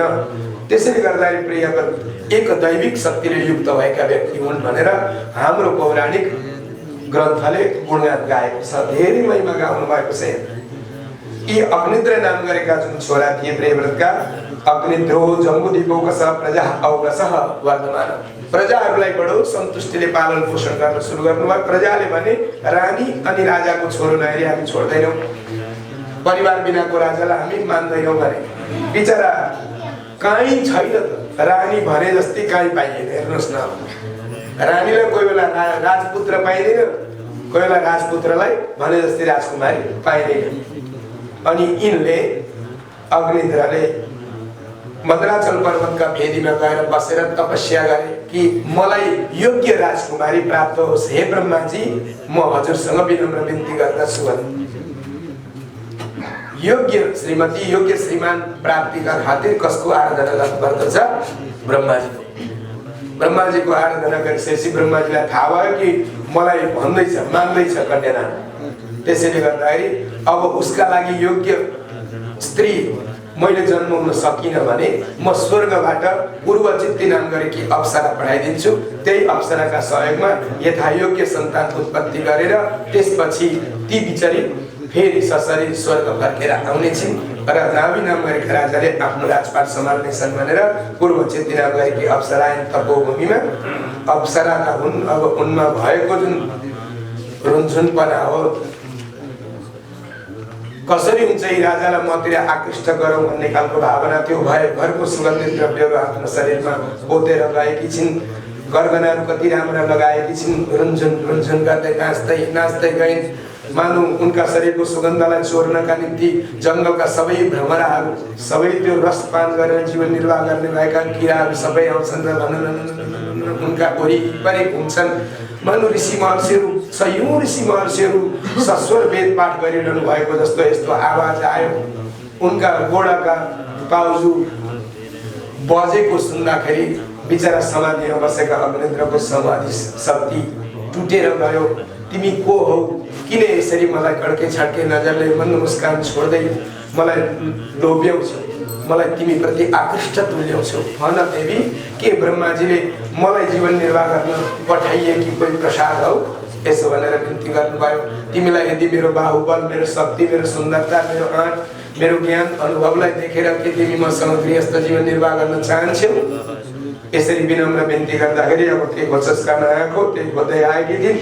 यिनले पनि यदि तपाईँलाई पनि म तपाईँ अनुरूप मलाई ठान्नुहुन्छ भनेदेखि यहाँसँग म विवाह गरेर यहाँको गृहस्थ जीवन निर्वाह गरिदिन्छु। तर एउटा प्रतिज्ञा छ कि म तपाईँका चाहनाहरू पुरा गरिदिसकेर सशरीर स्वर्ग जान्छु। यो ब्रह्माजीको आदेश हो। यसो भनेपछि स्वीकार गर्नुभयो नाभिले र आज यिनै पूर्वचित्ती नाम गरेकी अप्सरासँग शुभ विवाह कर्म बडो धुमधामसँगले सम्पन्न भयो। नाभि अपत्यकामहं, इनका वंशानुक्रममा बडो शक्तिशाली वीर पुरुषहरू 9 जना छोराहरू जन्माइदिनु भयो। अग्निद्रका, नाभि, किमपुरुष, हरिवर्ष, इलाकुक, रम्यक, हिरण्मय, कुरु, भद्राश्व, केतुमाल आदि गरेका शक्तिशाली छोराहरू आए। श्रीमान, मैले यहाँको चाहना पुरा गर्दै गएँ हे भने नि गइगए। सकिगयो, जान्छु भनेपछि कसैले डेराउने को भएन। दैविक शक्तिले यस्तो। अब बिचाराले मेरो पर्वतराजकी छोरी 9वटी कन्या खोजेर 9वटा छोरालाई बिहे गरिदिनु भयो। मेरो देवी, प्रतिरूपा, उग्रतन, श्री, लता, रम्या, श्यामा, नारी, भद्रा, देवी आदि गरेका 9वटी कन्याहरूसँग विवाह गरेर छोरा हो। अब यो जम्बुद्वीपलाई म 9 भागले सिमाना लगाइदिन्छु अनि 9 भागको सिमानामा आफ्ना सिमानाको राज्य गरेर प्रजाहरूलाई खुसी पारेर बस भनेर त्यो जम्बुद्वीपलाई, एउटा जम्बुद्वीपलाई अग्निन्द्र राजाले 9 भागमा सिमाना लगाइदिएर 9वटा राजमुकुट उडाइदिनु भयो र राजपाट सम्हाल्ने आदेश दिनुभयो। यसमा कस्तो छ भने 9 भागमा सिमाना लगाइएको जम्बुद्वीपको एउटा भागको मात्रै वर्णन छ। अब 8वटा द्वीपको वर्णन छैन। जम्बुद्वीप अन्तर्गतको 9 प्रान्तहरूको 9 देशहरूको वर्णन छैन, एउटै मात्रैको वर्णन छ, जसलाई नाभि नाम गरेका राजाले परिचालन गरेका थिए, जसलाई चाहिँ महाभारत वर्ष भनिन्छ अथवा अजनाभ वर्ष भनिन्छ। भारतवर्षे भरतखण्डे जम्बुद्वीपान्तर्गत रमणक उपमहाद्वीप यस्ता प्रकारका कतिवटा उपमहाद्वीपहरू छन् कि हामी संकल्प भन्दा पनि भारतवर्षे भरतखण्डे जम्बुद्वीपान्तर्गत अमुक नाम्ने राज्य भनेर यसरी संकल्प भन्छ। त्यही संकल्पको परिपूर्णता यहाँ आज नाभिले हाँकेका राज्यमा छ। अब मेरुदेवीसँग नाभि नाम गरेका अग्निद्रका छोराको विवाह भयो। पूर्वजहरूले जसरी नारदसँग दीक्षा दान लिएर त्यही दीक्षित मन्त्रलाई जपेर गतमुक्त हुनुभयो आफ्ना जीवाहरू, त्यसरी नै दीक्षित भएर त्यही मन्त्र जप्दै जप्दै गतमुक्त हुनुभयो। यो दीक्षा ग्रहण गर्ने र जप तप साधनाको विधि जुन हो नि, यो ऋषिकुलदेखि थपक्कै राजकुलमा सरेको हो, क्षत्रिय राजकुलमा सरेको, त्यसपछि मात्रै प्रजाहरूमा सरेको। त्यसै गर्दाखेरि क्षत्रिय राजाहरूले आफू शिक्षित दीक्षित भएपछि मात्र प्रजाहरूलाई शिक्षित दीक्षित हुनुपर्छ है भनेर अति उपदेश दिएका हुन्। यो जुन वैष्णवीकरणको विधि हो त्यो विधि ऋषिबाट क्षत्रिय राज परिवारमा सर्यो, क्षत्रिय राज परिवारबाट मात्र जनतामा सरेर आएको हो, जसलाई चाहिँ गणपत्य दीक्षा भनिन्छ। गणेशजीको दीक्षा, सौर्य दीक्षा, सूर्यनारायण भगवानलाई इष्टदेव मानेर लिने दीक्षा, शाक्त दीक्षा भनिन्छ देवीलाई इष्टदेवांगना मानेर जप तप गर्ने दीक्षा, शैवी दीक्षा भनिन्छ शिवजीलाई इष्टदेव मानेर स्वीकार गर्ने दीक्षा, वैष्णवी दीक्षा रामानुजी दीक्षा भनिन्छ भगवान विष्णु लक्ष्मीलाई इष्टदेव मानेर गरिने दीक्षा, रामानन्दी दीक्षा भनिन्छ राम सीतालाई इष्टदेव देवांगना मानेर ग्रहण गरिने दीक्षा, निम्मार्ग दीक्षा भनिन्छ जहाँ राधा कृष्णलाई सम्मान गरेर स्वीकार गरिने दीक्षा। यो दीक्षाको क्रम त उतिखेरदेखि चलेर आयो, तर अहिले आएर चाहिँ यो एउटा झगडाका रूपमा परिणत भयो के इष्टदेव बनाएर तिनै देवताको आराधना गर्दै चुप लागेर जीवन निर्वाह गर्नुपर्ने, म यस्तो र उस्तो भनौँ जान्नु भन्ने पटक्कै केही छैन, केही नै छैन। मेरा देवता इष्टदेव को हुन् र उनलाई कसरी के आराधना गरेर के चढाएर खुसी पार्नुपर्छ, मैले कसरी जप तप गर्नुपर्छ त्यो छैन। तँ छि यस्तो, तँ यो जान्दैनस् तँ जान्दैनस्, तँ यो खान्छस् त्यो खान्छस्, तँ यहाँ बस्छस् यस्तो लाउँछस् यस्तो बोल्छस्, त्यसले गर्दाखेरि तँ उचित छैनस् भन्ने खालको एउटा घृणाको भावना मात्रै हाम्रा समाजमा छ। अरूलाई तुच्छताले हेर्ने मात्रै, म को हुँ भन्ने र म कसरी सफ्रियो भन्ने भाव चाहिँ पटक्कै छैन। त्यसैले गर्दाखेरि यहाँ साम्प्रदायिक दङ्गा भयो। नहीं वैष्णवता पुत्र सम्प्रदायको रसरा आफ्नो हुल बढाउने अनि त्यो हुलले अर्का हुललाई आक्रमण गर्ने, यो धार्मिक आक्रमण गर्ने वास्तविकता चाहिँ। त्यसले गर्दाखेरि म यस्तो र उस्तो भन्नु पर्दैन कसैले। भगवानले चिन्नुहुन्छ कि आफ्नो व्यवहारले अर्काले चिनोस् कि उहाँ यस्तो व्यक्ति हुनुहुँदो रहेछ भने, म फल्नु भनेर अर्कालाई चिनाइरहनु पर्दैन। आत्मस लाग्यो अनौठो खपिन सक्नु कता हो ठुलो न ठुलो भक्त भएर आफू समाजमा कहिले पनि प्रस्तुत हुनु हुँदैन। भक्त त जहिले जुठेल्नु नगरेर मुछिनु पर्छ। सच्चा भक्त हो भने जुठेल्नु के हो थाहा छ? जुठेल्नु बुझ्नुहुन्छ नि त, सबै फोहोर मैलाको रास भएको ठाउँ होइन जुठेल्नु, हिलो धुलो मैलाले भरिएको हो त्यहाँ गएर मुछिन सक्नुपर्छ सच्चा भक्त र मात्रै त्यो समाजमा आँट्न सक्छ। म फल्नु जाति र फल्नु भक्त फल्नु जाति भएर जबरजस्ती समाजको वितण्ड मचाउनु यो मूर्खताको व्यवहार मात्र हो। यसलाई पटक्कै सही हो भनिँदैन, उचित भनिँदैन, हुँदैन। आत्मसंस्कार गर्नुपर्छ, दीक्षाले भित्री आत्मा धोएको हुनुपर्छ, निर्मल उज्यालो बनेको हुनुपर्छ, व्यवहारले अरूलाई लोभ्याएर अनि तदनुरूपको व्यवहार गर्ने बनाउनु पर्दछ। यो वैष्णवी शक्तिको परम धर्म।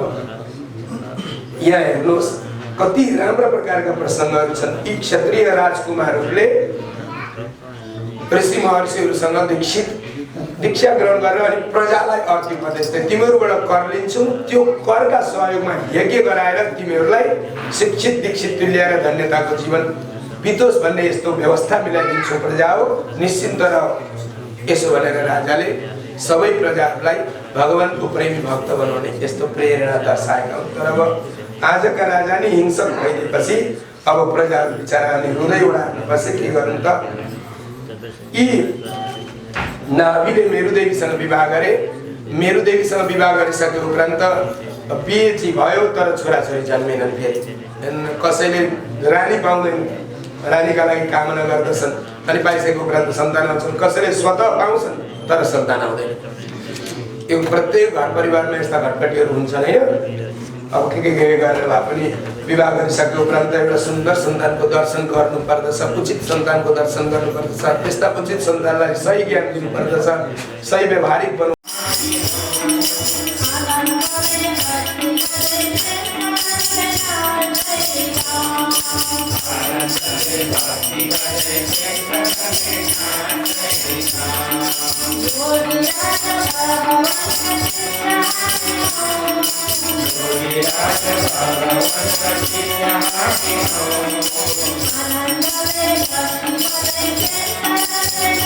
आनंद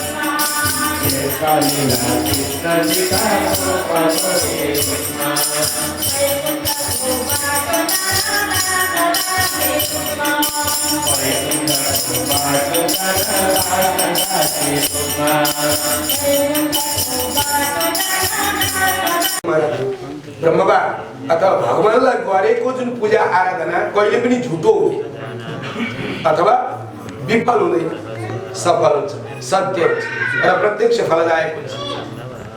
जहाँ जसरी जसको आराधना गरिन्छ जुन अवस्थामा जुन विधिले, त्यहाँ त्यो काल कर्म स्वभावका आधारमा ती फलहरू सफलताहरू पाइन्छ।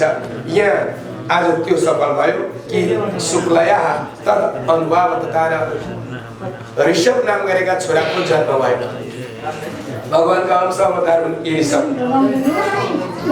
यहाँ ऋषभ इति नाम चकार। ऋषि र ज्ञानी र भाती ऋषभ हुन्छ। प्रत्येक व्यक्तिका नामको अर्थ हुन्छ हाम्रा विधिमा। सबै प्रकारका ज्ञानले परिपूर्ण छ जो व्यक्ति र त्यो ज्ञान अरूलाई बाँड्ने शक्तिले युक्त भएको हुन्छ जो व्यक्ति, यस्ता व्यक्तिलाई ऋषभदेव नामले पुकारियो। बाबाका सेन स्वभाव गुणले युक्त भएको ऋषभदेव परम ज्ञानी सत्यदेव हुनुभयो। ऋषभदेव शक्तिशाली हुनुहुन्छ। उहाँले जे चाहनुभयो त्यही गर्न सक्नुहुन्छ भन्ने त्रिलोकमा जानकारी भयो उहाँको व्यवहारले गर्दाखेरि। तर इन्द्रलाई आरिस लाग्यो। इन्द्र साह्रै डराउँछन् अनि साह्रै आरिस गर्छन् के इन्द्रको स्वभाव त्यस्तो छ। इन्द्र देवताको स्वभाव यो भूलोकका मानिसले त्यो कर्म नगर्नु जुन कर्म चाहिँ मलाई जितेर नहोस्, मैले गर्न नसकेको कर्म भूलोकका कुनै राजा धिराजाले गरे भने त्यो चाहिँ भइसके सकी गए हुन्थ्यो भन्ने खालको आरिस इन्द्र गर्दछ। आज ऋषभदेव त्यस्तो आउनुभयो भूलोकमा, अत्यन्त शक्तिशाली वीर पुरुष जसको शक्तिलाई देखेर इन्द्र आरिस गर्दछ। अनि कतिको शक्तिशाली रहेछ हेरौँ न त भनेर इन्द्रले एक समयमा प्रजालाई भोकै मार्नका निम्ति, तिर्खाले सताउनका लागि, जाडाले गर्मीले सकिउन् मरुन् काँसुन् शक्ति रहेछ ऋषभको, हेरौँ न त मभन्दा शक्तिशाली छ भनेदेखि भनेर खडेरी पार्छ।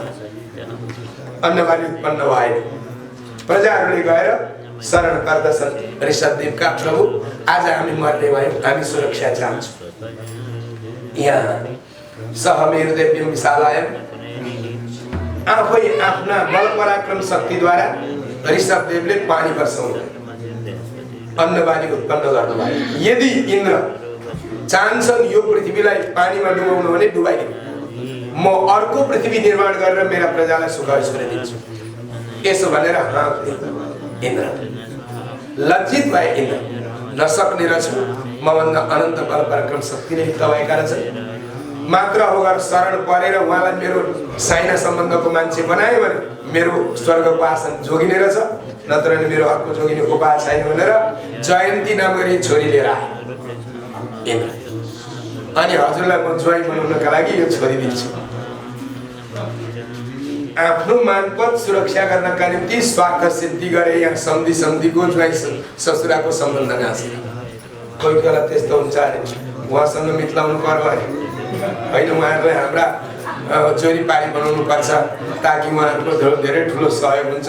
सम्धिनाको भए पनि सम्बन्ध गाँच्छौँ, फुपू बाजुको, मामा माइजूको, सानियामा ठुलियामाको भए पनि सम्बन्ध गाँच्छौँ। कुनै न कुनै सम्बन्धले गर्दाखेरि उहाँहरूको सहयोग हामीलाई मिल्नेछ र हाम्रो जीवन पनि सुखी हुन्छ भनेर सर्वसाधारण निमुखा गरिब दुखीजनहरू, शिक्षित धनीमानी ज्ञानीजनहरूसँग सम्बन्ध गाँसेर आफ्नो त्यो गरिबीपनाको जुन दुरावस्था हो त्यसबाट मुक्त हुनका निम्ति हर तरहको प्रयास गरिरहेको हुन्छ।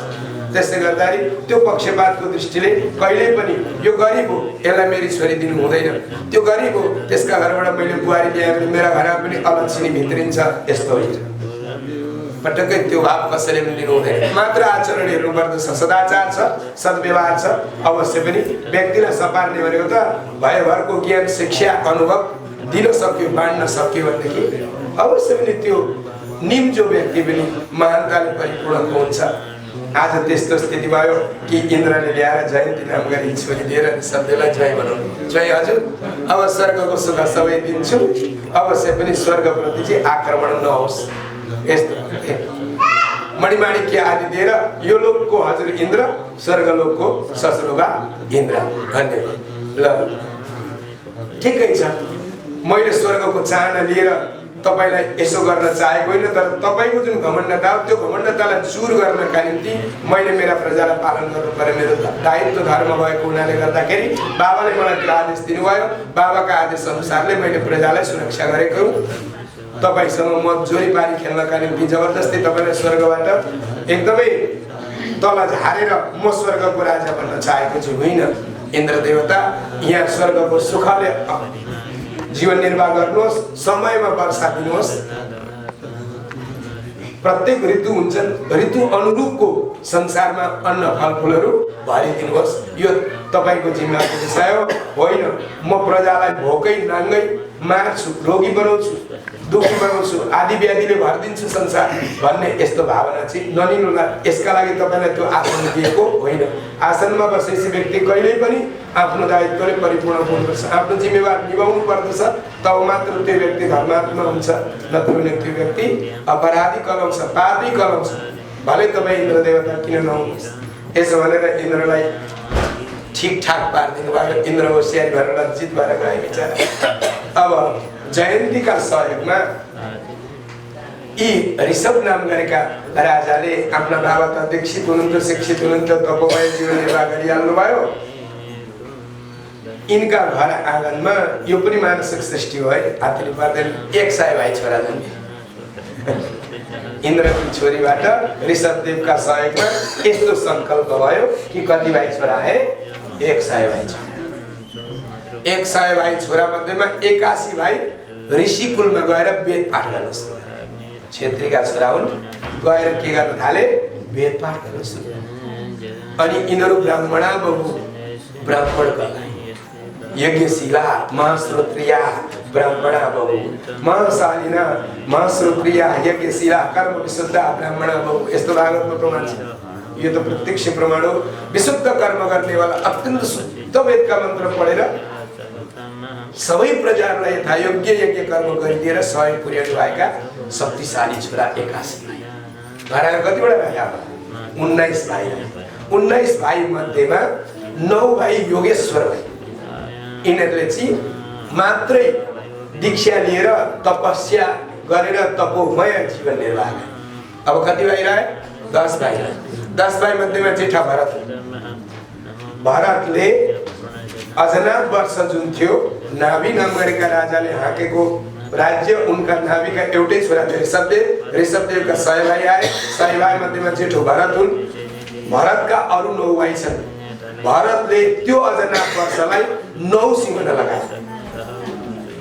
अनि 9वटा भाइहरूलाई, भाइ तिमी यहाँ, तिमी यहाँ, तिमी यहाँ, तिमी यहाँ राज्य गरे। म तिमीहरूको आपत्ति बिगार्दिन्छु, केन्द्रमा बसेर जे आइलाग्छ सहयोग, दाजै यस्तो भयो, प्रजालाई यो भएन त्यो भएन भन्नु, म व्यवस्था गर्छु। यसो भनेर भरतजी जेठो भएका नाताले सबै भाइहरूको सुरक्षा गरेर रेखदेख गरेर सबैलाई सन्तुष्टि प्रदान गर्नका निम्ति रहनुभयो। बाबाको आदेश पनि यस्तै थियो। यसरी राज्य सञ्चालन गरेर यसरी जम्बूद्वीप टुकुरिरहेको छ। मात्रै जम्बूद्वीपलाई म सिमाना लगाइरहेको छु। एक-एकवटा सिमानाको व्याख्या छ। ऋषभदेव के भन्नुहुन्छ? अब ती 81 भाइ छोरा, बाबुको कर्तव्य के हुन्छ अरे? बाबा आमाको कर्तव्य के हुन्छ अरे? छोरा पढा लेखा भए तापनि, तपस्वी भए तापनि, ज्ञानी अनुभवी भए तापनि, मान सम्मानले परिपूर्णका भए तापनि बाबा आमाको कर्तव्य हुन्छ बेला बेला के गर्दैछस्? गर्ने कर्म यो होसियार बाटो छोड्ला, यो भन्नुहुन्छ। जबसम्म बाँचिन्छ तबसम्म भन्नुहुन्छ। बाबा आमाको दायित्व।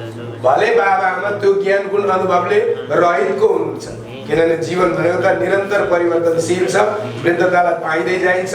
इन्द्रिय शक्ति, स्मरण शक्ति, विद्या शक्तिले नाश हुँदै जाइन्छ। तर पनि बाबा आमाको धर्म त्यो कि छोराछोरीलाई सानातिना भक्ति उपदेशहरू, सतर्कताहरू अपनाउँदै गरिदिनु पर्दछ।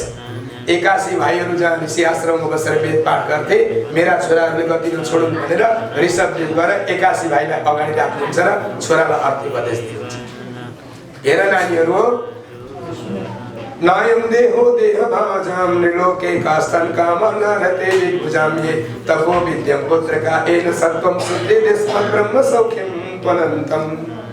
शरीर त सबै पशु पक्षीले पनि कुकुर सुकुरले पनि बोकेकै हुन्छ।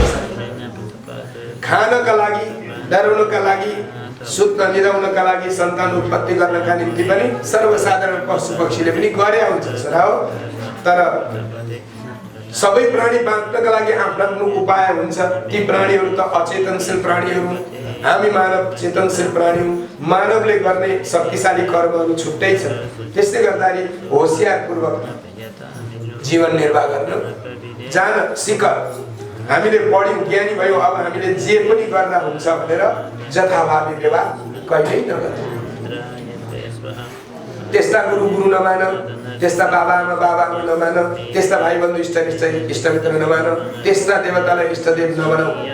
जसले चाहिँ अचाहिँदो कर्म गरिरहेका व्यक्तिलाई त्यतैपट्टि हौसला दिएर प्रेरणा दिएर ठिक छ जे गर्दैछस् बुझ भन्छन् भने त्यस्ता व्यक्तिलाई के गर्नु पर्दछ?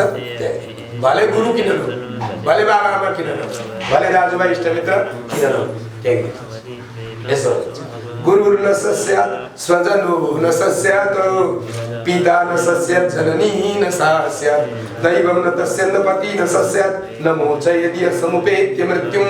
कालका मुखमा पर्नका निम्ति नाबालक अवस्थादेखि कुकर्म गर्न सुरु गर्दैछ जस छोराले, जुन शिष्यले त्यसलाई छेकेर यो गर्नु हुँदैन भनेर एक बोली पनि जुन गुरुले अथवा ती बाबा आमाले ती स्वजनहरूले भनिदिँदैनन् भने ती स्वजन, ती गुरु, ती बाबा आमा होइन।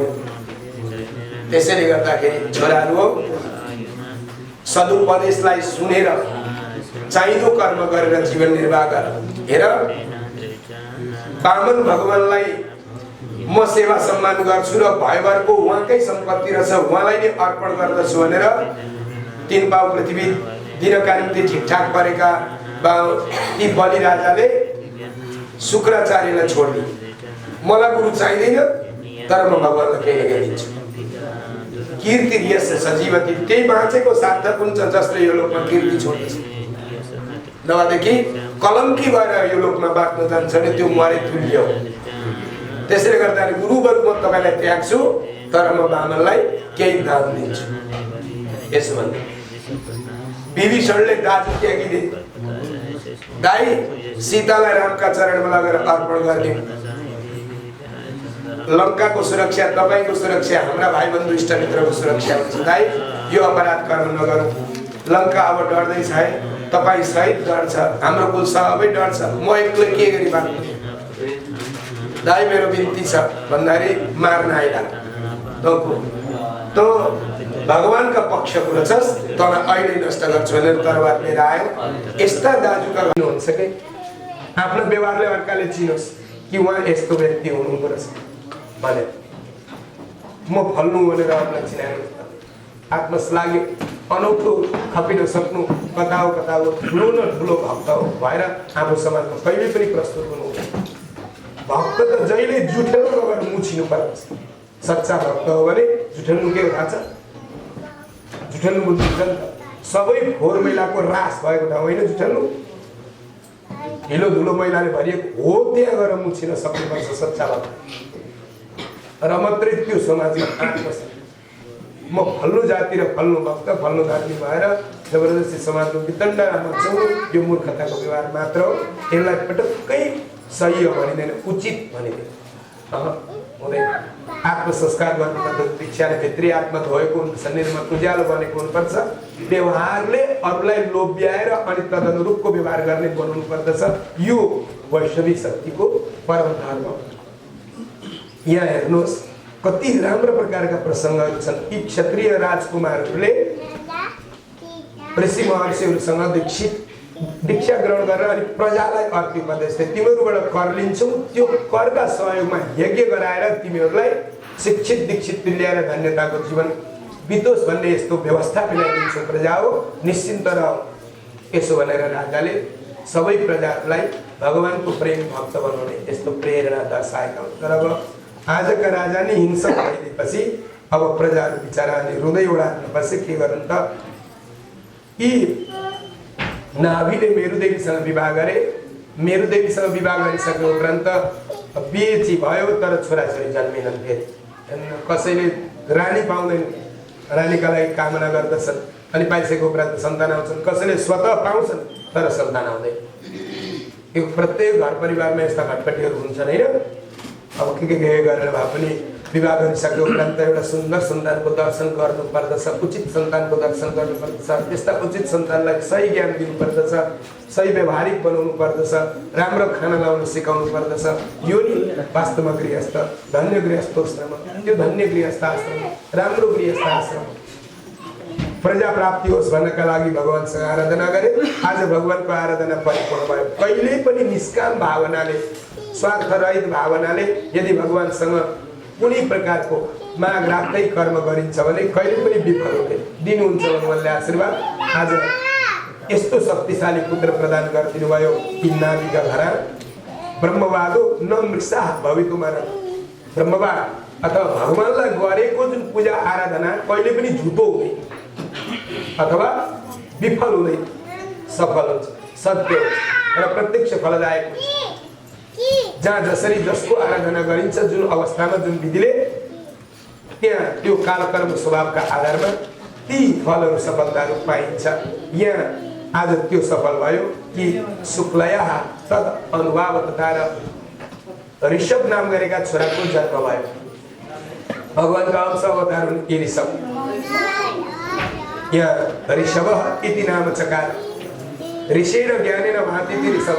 प्रत्येक व्यक्तिका नामको अर्थ हुन्छ हाम्रा विधिमा। सबै प्रकारका ज्ञानले परिपूर्ण छ जो व्यक्ति र त्यो ज्ञान अरूलाई बाँड्ने शक्तिले युक्त भएको हुन्छ जो व्यक्ति, यस्ता व्यक्तिलाई ऋषभदेव नामले पुकारियो। बाबाका शील स्वभाव गुणले युक्त भएको ऋषभदेव परम ज्ञानी ऋषभदेव हुनुभयो। ऋषभदेव शक्तिशाली हुनुहुन्छ। उहाँले जे चाहनुभयो त्यही गर्न सक्नुहुन्छ भन्ने त्रिलोकमा जानकारी भयो उहाँको व्यवहारले गर्दाखेरि। तर इन्द्रलाई आरिस लाग्यो। इन्द्र साह्रै डराउँछन् अनि साह्रै आरिस गर्छन्। के इन्द्रको स्वभाव त्यस्तो छ। इन्द्र देवताको स्वभाव यो भूलोकका मानिसले त्यो कर्म नगरून् जुन कर्म चाहिँ मलाई जितेर नहोस्। मैले गर्न नसकेको कर्म भूलोकका कुनै राजा धिराजाले गरे भने त्यो चाहिँ भनिसके सकि गए हुन्थ्यो भन्ने खालको आरिस इन्द्र गर्दछ। आज ऋषभदेव त्यस्तो आउनुभयो भूलोकमा, अत्यन्त शक्तिशाली वीर पुरुष जसको शक्तिलाई देखेर इन्द्र आरिस गर्दछ। अनि कतिको शक्तिशाली रहेछ हेरौँ न त भनेर इन्द्रले एक समयमा प्रजालाई भोकै मार्नका निम्ति, तिर्खाले सताउनका लागि, जाडाले गर्मीले सकिउन् मरुन् कहाँसम्म शक्ति रहेछ ऋषभको हेरौँ न त मभन्दा शक्तिशाली छ भनेर खडेरी पारे। अन्नबाली उत्पन्न भए। प्रजाहरूले गएर शरण पर्दछन् ऋषभदेवका, प्रभु आज हामी मर्ने भयौँ, हामी सुरक्षा चाहन्छौँ। यहाँ सह मेरुदेव्यम विशालाय आफै आफ्ना बल पराक्रम शक्तिद्वारा ऋषभदेवले पानी बर्साउनु, अन्नबाली उत्पन्न गर्नु। यदि इन्द्र चाहन्छन् यो पृथ्वीलाई पानीमा डुबाउनु भने डुबाइ, म अर्को पृथ्वी निर्माण गरेर मेरा प्रजालाई सुख ऐश्वर्य दिन्छु। यसो भनेर इन्द्र लज्जित भए। इन्द्र नसक्ने रहेछु, मभन्दा अनन्त बल पराक्रम शक्तिले युक्त भएका रहेछ। मात्र अब गएर शरण परेर उहाँलाई मेरो साइना सम्बन्धको मान्छे बनायो भने मेरो स्वर्गको आसन जोगिने रहेछ, नत्र मेरो अर्को जोगिने उपाय छैन भनेर जयन्ती नाम गरी छोरी लिएर आए। अनि हजुरलाई म ज्वाइँ बनाउनका लागि यो छोरी दिन्छु। आफ्नो मानपत सुरक्षा गर्नका निम्ति स्वार्थ सिद्धि गरे। यहाँ सन्धिको ज्वाइँ ससुराको सम्बन्ध गाँच्छ। कोही बेला त्यस्तो हुन्छ अरे उहाँसँग मिलाउनु पर्यो अरे होइन, उहाँहरूलाई हाम्रा जोरीपारी बनाउनु पर्छ ताकि उहाँहरूको धेरै ठुलो सहयोग हुन्छ। सम्धिनाको सम्बन्ध गाँच्छौँ, बाजुको मामा माइजूको सानियामा ठुलियामाको भए पनि सम्बन्ध गाँच्छौँ। कुनै न कुनै सम्बन्धले गर्दाखेरि उहाँहरूको सहयोग हामीलाई मिल्नेछ र हाम्रो जीवन पनि सुखी हुन्छ भनेर सर्वसाधारण निमुखा गरिब दुखी जनहरू शिक्षित धनी मानी ज्ञानी जनहरूसँग सम्बन्ध गाँसेर आफ्नो त्यो गरिबीपनाको जुन अवस्था हो त्यसबाट मुक्त हुनका निम्ति हर तरहले प्रयास गरिराखेका हुन्छ। त्यसले गर्दाखेरि त्यो पक्षपातको दृष्टिले कहिल्यै पनि यो गरिब हो यसलाई मेरी छोरी दिनु हुँदैन, त्यो गरिब हो त्यसका घरबाट मैले बुहारी ल्याएँ भने मेरा घरमा पनि अलक्षिणी भित्रिन्छ, यस्तो होइन। पटक्कै त्यो भाव कसैले पनि लिनु हुँदैन। मात्र आचरण हेर्नु पर्दछ, सदाचार छ, सद्व्यवहार छ। अवश्य पनि व्यक्तिलाई सपार्ने भनेको त भयभरको ज्ञान शिक्षा अनुभव दिन सक्यो, बाँड्न सक्यो भनेदेखि अवश्य पनि त्यो निम्जो व्यक्ति पनि महानताले परिपूर्णको हुन्छ। आज त्यस्तो स्थिति भयो कि इन्द्रले ल्याएर जयन्ती नाम गरी छोरी दिएर शब्दलाई जय बनाउनु। जय हजुर, अब स्वर्गको सुख सबै दिन्छु, अवश्य पनि स्वर्गप्रति चाहिँ आक्रमण नहोस्। यस्तो मणिमाणिक्य आदि दिएर यो लोकको हजुर इन्द्र, स्वर्गलोकको ससुरोबा इन्द्र भन्यो। ल ठिकै छ, मैले स्वर्गको चाहना लिएर तपाईलाई यसो गर्न चाहेको होइन, तर तपाईको जुन घमण्डता हो त्यो घमण्डतालाई चुर गर्नका निम्ति मैले मेरा प्रजालाई पालन गर्नुपर्ने मेरो दायित्व धर्म भएको हुनाले गर्दाखेरि बाबाले मलाई त्यो आदेश दिनुभयो। बाबाका आदेश अनुसारले मैले प्रजालाई सुरक्षा गरेको हुँ। तपाईसँग म जोरी पारी खेल्नका निम्ति जबरजस्ती तपाईलाई स्वर्गबाट एकदमै तल झारेर म स्वर्गको राजा बन्न चाहेको छु होइन। इन्द्र देवता यहाँ स्वर्गको सुखले जीवन निर्वाह गर्नुहोस्, समयमा वर्षा दिनुहोस्। प्रत्येक ऋतु हुन्छ, ऋतु अनुरूपको संसारमा अन्न फलफुलहरू भरिदिनुहोस्। यो तपाईको जिम्माको विषय हो। होइन म प्रजालाई भोकै नाङ्गै मार्छु, रोगी बनाउँछु, दुःखी बनाउँछु, आदि व्याधिले भरिदिन्छु संसार भन्ने यस्तो भावना चाहिँ नलिनुहोला। यसका लागि तपाईँलाई त्यो आसन दिएको होइन। आसनमा बसेपछि व्यक्ति कहिल्यै पनि आफ्नो दायित्वले परिपूर्ण हुनुपर्छ, आफ्नो जिम्मेवार निभाउनु पर्दछ, तब मात्र त्यो व्यक्ति धर्मात्मा हुन्छ। नत्र भने त्यो व्यक्ति अपराधी कहलाउँछ, पापी कहलाउँछ। भले तपाईँ इन्द्र देवता किन नहुनुहोस्। यसो भनेर इन्द्रलाई ठिकठाक पारिदिनु भयो। इन्द्र होसियारी भएर लज्जित भएर गए विचारा। अब जयन्तीका सहयोगमा यी ऋषभ नाम गरेका राजाले आफ्ना बाबा त दीक्षित हुनुहुन्थ्यो, शिक्षित हुनुहुन्थ्यो, तपोमय जीवन निर्वाह गरिहाल्नु भयो। यिनका घर आँगनमा यो पनि मानसिक सृष्टि हो है, हातले पर्दैन। एक सय भाइ छोरा जन्मे इन्द्रकी छोरीबाट ऋषभदेवका सहयोगमा यस्तो संकल्प भयो कि कति भाइ छोरा है? 100 भाइ। 100 भाइ छोरा मध्येमा 81 भाइ ऋषि कुलमा गएर वेद पाठ गर्न सक्छ। क्षेत्रीका छोरा हुन्, गएर के गर्न थाले? वेद पाठ गर्न सक्छ। अनि यिनीहरू ब्राह्मणा बबु, ब्राह्मण भए, यज्ञशीला महाश्रोत्रिया ब्राह्मणा बबु, महाशालिना महाश्रोत्रिया यज्ञशीला कर्म विशुद्धा ब्राह्मणा बबु। यस्तो भागवतमा प्रमाण छ। यो त प्रत्यक्ष प्रमाण हो। विशुद्ध कर्म गर्नेवाला अत्यन्त शुद्ध वेदका मन्त्र पढेर सबै प्रजाहरूलाई यथायोग्य यज्ञ कर्म गरिदिएर सहयोग पुर्याउने भएका शक्तिशाली छोरा 81 भाइ। घरमा कतिवटा रका? 19 भाइ। 19 भाइ मध्येमा 9 भाइ योगेश्वर भाइ। यिनीहरूले चाहिँ मात्रै दीक्षा लिएर तपस्या गरेर तपोमय जीवन निर्वाह। अब कति भाइ रहे? 10 भाइ। 10 भाइ मध्येमा जेठा भरत। भरतले अजनाब वर्ष जुन थियो, नाभि नाम गरेका राजाले हाँकेको राज्य, उनका नाभिका एउटै छोरा थियो ऋषभदेव। ऋषभदेवका 100 भाइ आए। 100 भाइ मध्येमा जेठो भरत हुन्। भरतका अरू 9 भाइ छन्। भरतले त्यो अजनाब वर्षलाई 9 सिमना लगाए अनि 9वटा भाइहरूलाई, भाइ तिमी यहाँ, तिमी यहाँ, तिमी यहाँ, तिमी यहाँ राज्य ल, म तिमीहरूको आपत्ति विरोध गर्छु, केन्द्रमा बस, जे आइलाग्छ सहयोग, दाजै यस्तो भयो, प्रजालाई यो भएन त्यो भएन भन्नु, म व्यवस्था गर्छु। यसो भनेर भरतजी जेठो भएका नाताले सबै भाइहरूको सुरक्षा गरेर रेखदेख गरेर सबैलाई सन्तुष्टि प्रदान गर्नका निम्ति रहनुभयो। बाबाको आदेश पनि यस्तै थियो। यसरी राज्य सञ्चालन गरेर यसरी जम्बुद्वीप टुकुरिरहेको छ। मात्रै जम्बुद्वीपलाई म सिमाना लगाइरहेको छु। एक-एकवटा सिमानाको व्याख्या छ। ऋषभदेव के भन्नुहुन्छ? अब ती 81 भाइ छोरा, बाबुको कर्तव्य के हुन्छ भने, बाबा आमाको कर्तव्य के हुन्छ भने, छोरा पढा लेखा भए तापनि, तपस्वी भए तापनि, ज्ञानी अनुभवी भए तापनि, मान सम्मानले परिपूर्णका भए तापनि बाबा आमाको कर्तव्य हुन्छ बेला बेला त के गर्दैछस् गर्ने कर्म यो होसियार बाटो छोड्न यो भन्नु जबसम्म बाँचिन्छ तबसम्म बाबा आमाको दायित्व भले बाबा आमा त्यो ज्ञान गुण अनुभवले रहितको हुनुहुन्छ किनभने जीवन भनेको त निरन्तर परिवर्तनशील छ वृद्धतालाई पाइँदै जाइन्छ इन्द्रिय शक्ति स्मरण शक्ति विद्या शक्तिले नाश हुँदै जाइन्छ तर पनि बाबा आमाको धर्म त्यो कि छोराछोरीलाई सानातिना आर्थिक उपदेशहरू सतर्कताहरू अपनाउँदै गरिदिनु पर्दछ 81 भाइहरू जहाँ ऋषि आश्रममा बसेर वेद पाठ गर्थे मेरा छोराहरूले गरिदिन छोडुन् भनेर ऋषभदेव गएर 81 भाइलाई अगाडि राख्नुहुन्छ र छोरालाई आर्थिक उपदेश दिनुहुन्छ हेर नानीहरू हो नायम देहो देह भाजम निलोके का स्तन काम नरते विपुजाम्ये तपो विद्यम पुत्रका एन सत्वम सिद्धिते स्म ब्रह्म सौख्यम क्वनन्तम शरीर त सबै पशु पक्षीले पनि कुकुर सुँगुरले पनि बोकेकै हुन्छ खानका लागि डराउनका लागि सुत्न निराउनका लागि सन्तान उत्पत्ति गर्नका निम्ति पनि सर्वसाधारण पशु पक्षीले पनि गरे हुन्छ छोरा हो तर सबै प्राणी बाँच्नका लागि आफ्नो आफ्नो उपाय हुन्छ ती प्राणीहरू त अचेतनशील प्राणीहरू हामी मानव चेतनशील प्राणी हौं मानवले गर्ने शक्तिशाली कर्महरू छुट्टै छन् त्यसै गर्दाखेरि होशियारपूर्वक जीवन निर्वाह गर्न जान सिक हामीले पढ्यौं ज्ञानी भयौं अब हामीले जे पनि गर्दा हुन्छ भनेर जथाभावी व्यवहार कहिल्यै नगर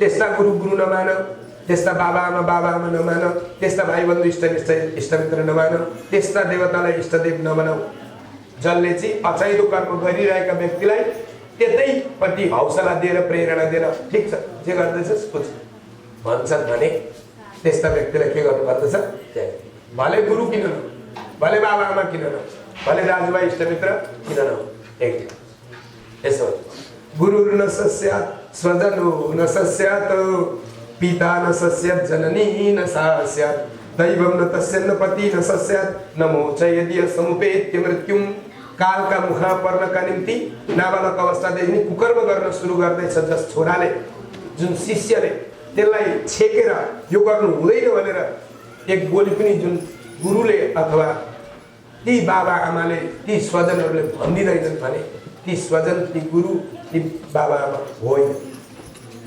त्यसैले गर्दाखेरि छोराहरू हो सदुपदेशलाई सुनेर चाहिँदो कर्म गरेर जीवन निर्वाह गर हेर वामन भगवानलाई म सेवा सम्मान गर्छु र भयभरको उहाँकै सम्पत्ति रहेछ उहाँलाई नै अर्पण गर्दछु भनेर 3 पाउ पृथ्वी दिनका निम्ति ठिकठाक परेका ती बलि राजाले शुक्राचार्यलाई छोडिदिए मलाई गुरु चाहिँदैन तर म भगवानलाई केही न केही दिन्छु कीर्ति यस्य सजीवती त्यही बाँचेको साधक हुन्छ जसले यो लोकमा कीर्ति छोड्छ नभएदेखि कलङ्की भएर यो लोकमा बाँच्न जान्छ भने त्यो मरे तुल्य हो त्यसैले गर्दाखेरि गुरुहरू म तपाईँलाई त्याग्छु तर म बामनलाई केही दान दिन्छु यसो भन्दै विभीषणले दाजु त्यागिदिए दाई सीतालाई रामका चरणमा लगेर अर्पण गरिदिउँ लङ्काको सुरक्षा तपाईको सुरक्षा हाम्रा भाइ बन्धु इष्टमित्रको सुरक्षा हुन्छ दाई यो अपराध कर्म नगरौँ लङ्का अब डढ्दैछ है तपाईँ सहित डढ्छ हाम्रो कुल सबै डढ्छ म एक्लै के गरी बाँच्छु दाई मेरो बिन्ती छ भन्दाखेरि मार्न आइला त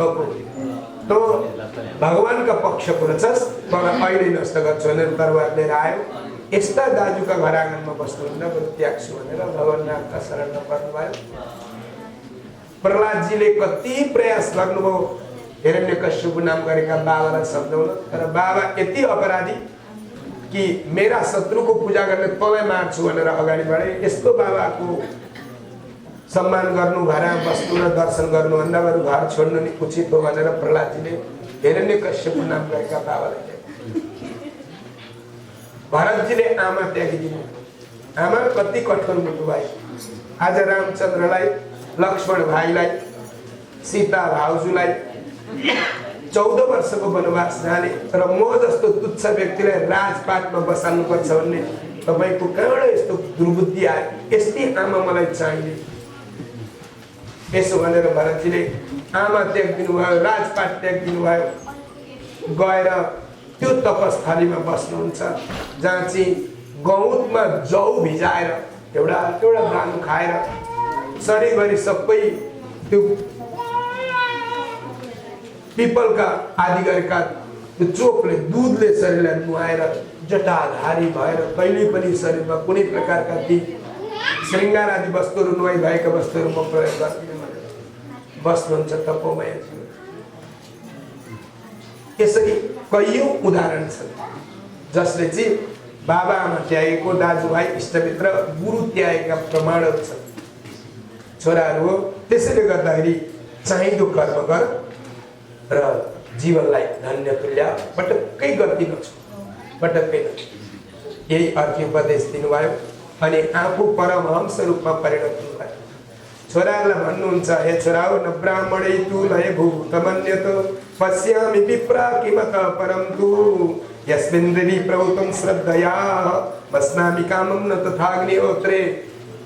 अग्नि हवन गर्नु, पूजा कर्म गर्नु मात्रै तिमीहरूको धर्म होइन, त्यसरी भन्नुहुन्छ। हो, जुन घरभित्र श्वासदादी कर्म हुँदैन, वेदका पाठहरू अथवा भगवानका स्तुति पद्यहरू पाठ हुँदैन, श्मशान तुल्यानि गृहाणि तानि भनेको छ। श्मशान घाटका ती सानातिना झोपडा बराबरको तुलना दिएको छ हाम्रा घरलाई। त्यसै गर्दाखेरि वर्षमा एकखेप भए तापनि पितृलाई सम्झिनु पर्दछ, श्वासदादी कर्म गर्नु पर्दछ, शालग्राम भगवानको सेवा सम्मान गर्नु पर्दछ, भागवत आदि ग्रन्थलाई राखेर सम्मान गर्नु पर्दछ, प्रयास गर्नु पर्दछ, एकादशी व्रत लिने प्रयास गर्नु पर्दछ। आउने भएका पर्वहरू जन्माष्टमी, वामन द्वादशी, नृसिंह चतुर्दशी, रामनवमी आदि गरेका पर्वहरूको व्रत आचरण सम्मान गर्ने प्रयास गर्नु पर्दछ। ती घरहरू अत्यन्त देवताका वास हुने पवित्र घर कहलाउँछन्। यदि यस्ता प्रकारका शुभ कार्यहरू जुन घरमा गरिँदैनन् त्यस घरमा भूत प्रेत पिशाचहरूको वास हुन्छ। यस्तो प्रमाण दिनुहुन्छ। साथै अगाडि भन्नुहुन्छ, जति जनतालाई भगवानको प्रसाद खुवाउँदाखेरि म खुसी हुन्छु त्यति म होम गर्दा खुसी हुन्न। छोरा हो, जति ऋषि महर्षिहरूलाई दुखी गरिबहरूलाई खुवाउँछौ त्यो खुवाएको जुन आहुति घाँस हो त्यसले चाहिँ म अति खुसी हुन्छु र त्यति खुसी हुन्न जति खुसी दिनै पछि हवन गर्ने, मलाई त्यो सन्तुष्टि हुँदैन। त्यसैले गर्दाखेरि ती भोका नाङ्गा दुखी गरिबहरूको अन्न जलपान आदिका सहयोगले सबै प्रजाको सेवा गरेर बस्छ छोरा हो र धन्यताको जीवन निर्वाह गर, म परमहंस हुन्छु, तपस्वी हुन्छु भनेर आफू भगवानको चिन्तन गर्दै जङ्गल पस्नुहुन्छ। सबै छोराहरूलाई आउनुहोस्, भजन गाउँ, त्यसपछि अगाडिको प्रसङ्ग सुनौँ। भक्तवत्सल भगवान की, भगवान नाम की।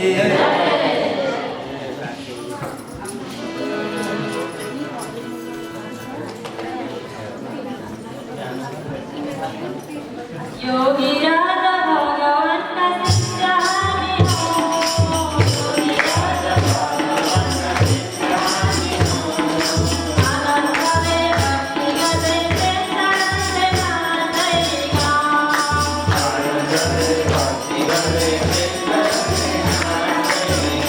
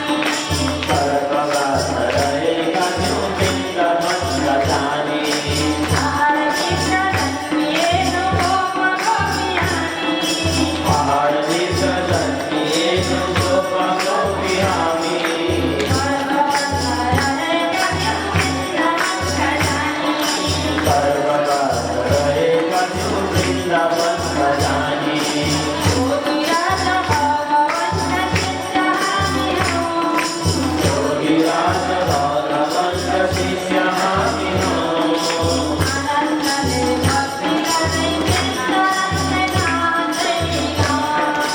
आनन्दले भक्ति करे चरणे नाथैका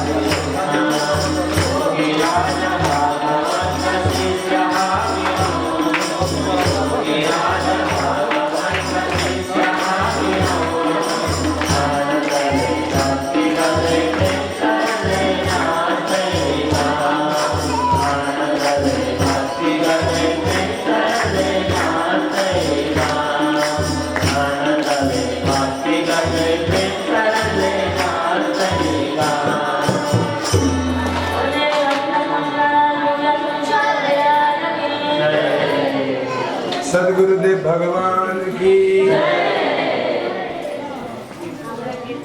ऋषभ देव जी परमहंस व्रत स्वीकार गर्नुहुन्छ। ध्यानले सुन्नु होला नि, परमहंस व्रत कस्तो हुन्छ? परमहंस व्रत यस्तो हुन्छ जसले कपडा लगाएपछि त्यो लगाएका कपडा आफै झुरिएर झरिसक्छ। लगाएको जरा पनि आफै चुडिएर आफै झुरिएर झरिसक्छ। अनि के हुन्छ शरीर? नाङ्गो हुन्छ, समग्र नाङ्गो हुन्छ। यसलाई परमहंस व्रत भनिन्छ। तर त्यो सिद्धि कस्तो हुन्छ भने अहिले यहाँ छ, एकैछिनमा मनोजग हुन्छ, मनले जहाँ चाह्यो त्यहाँ पुगिहाल्छ। यस्तो हुन्छ एउटा समाधि शक्ति, यसलाई सिद्ध शक्ति भनिन्छ, परमहंस सिद्ध शक्ति। अर्को यो परमहंस सिद्ध शक्ति कस्तो हुन्छ भने परकाय प्रवेशन, यहाँ मुर्दा लडेको छ लास, तपोबल शक्तिले आफ्नो आत्मालाई त्यहाँ प्रवेश गराएर त्यसलाई उठाएर आफ्नो शरीर ढाल्न सक्छ। यसलाई परकाय प्रवेश यस्तो हुन्छ। यस्तो व्रत गर्नुभयो ऋषभ। अर्को शक्ति कस्तो हुन्छ भने दूरदर्शन, यहाँ बसेको छ, धेरै मुलुक टाढा के हुँदैछ त्यो देख्न सक्ने शक्तिले युक्त भएको परमहंस शक्ति।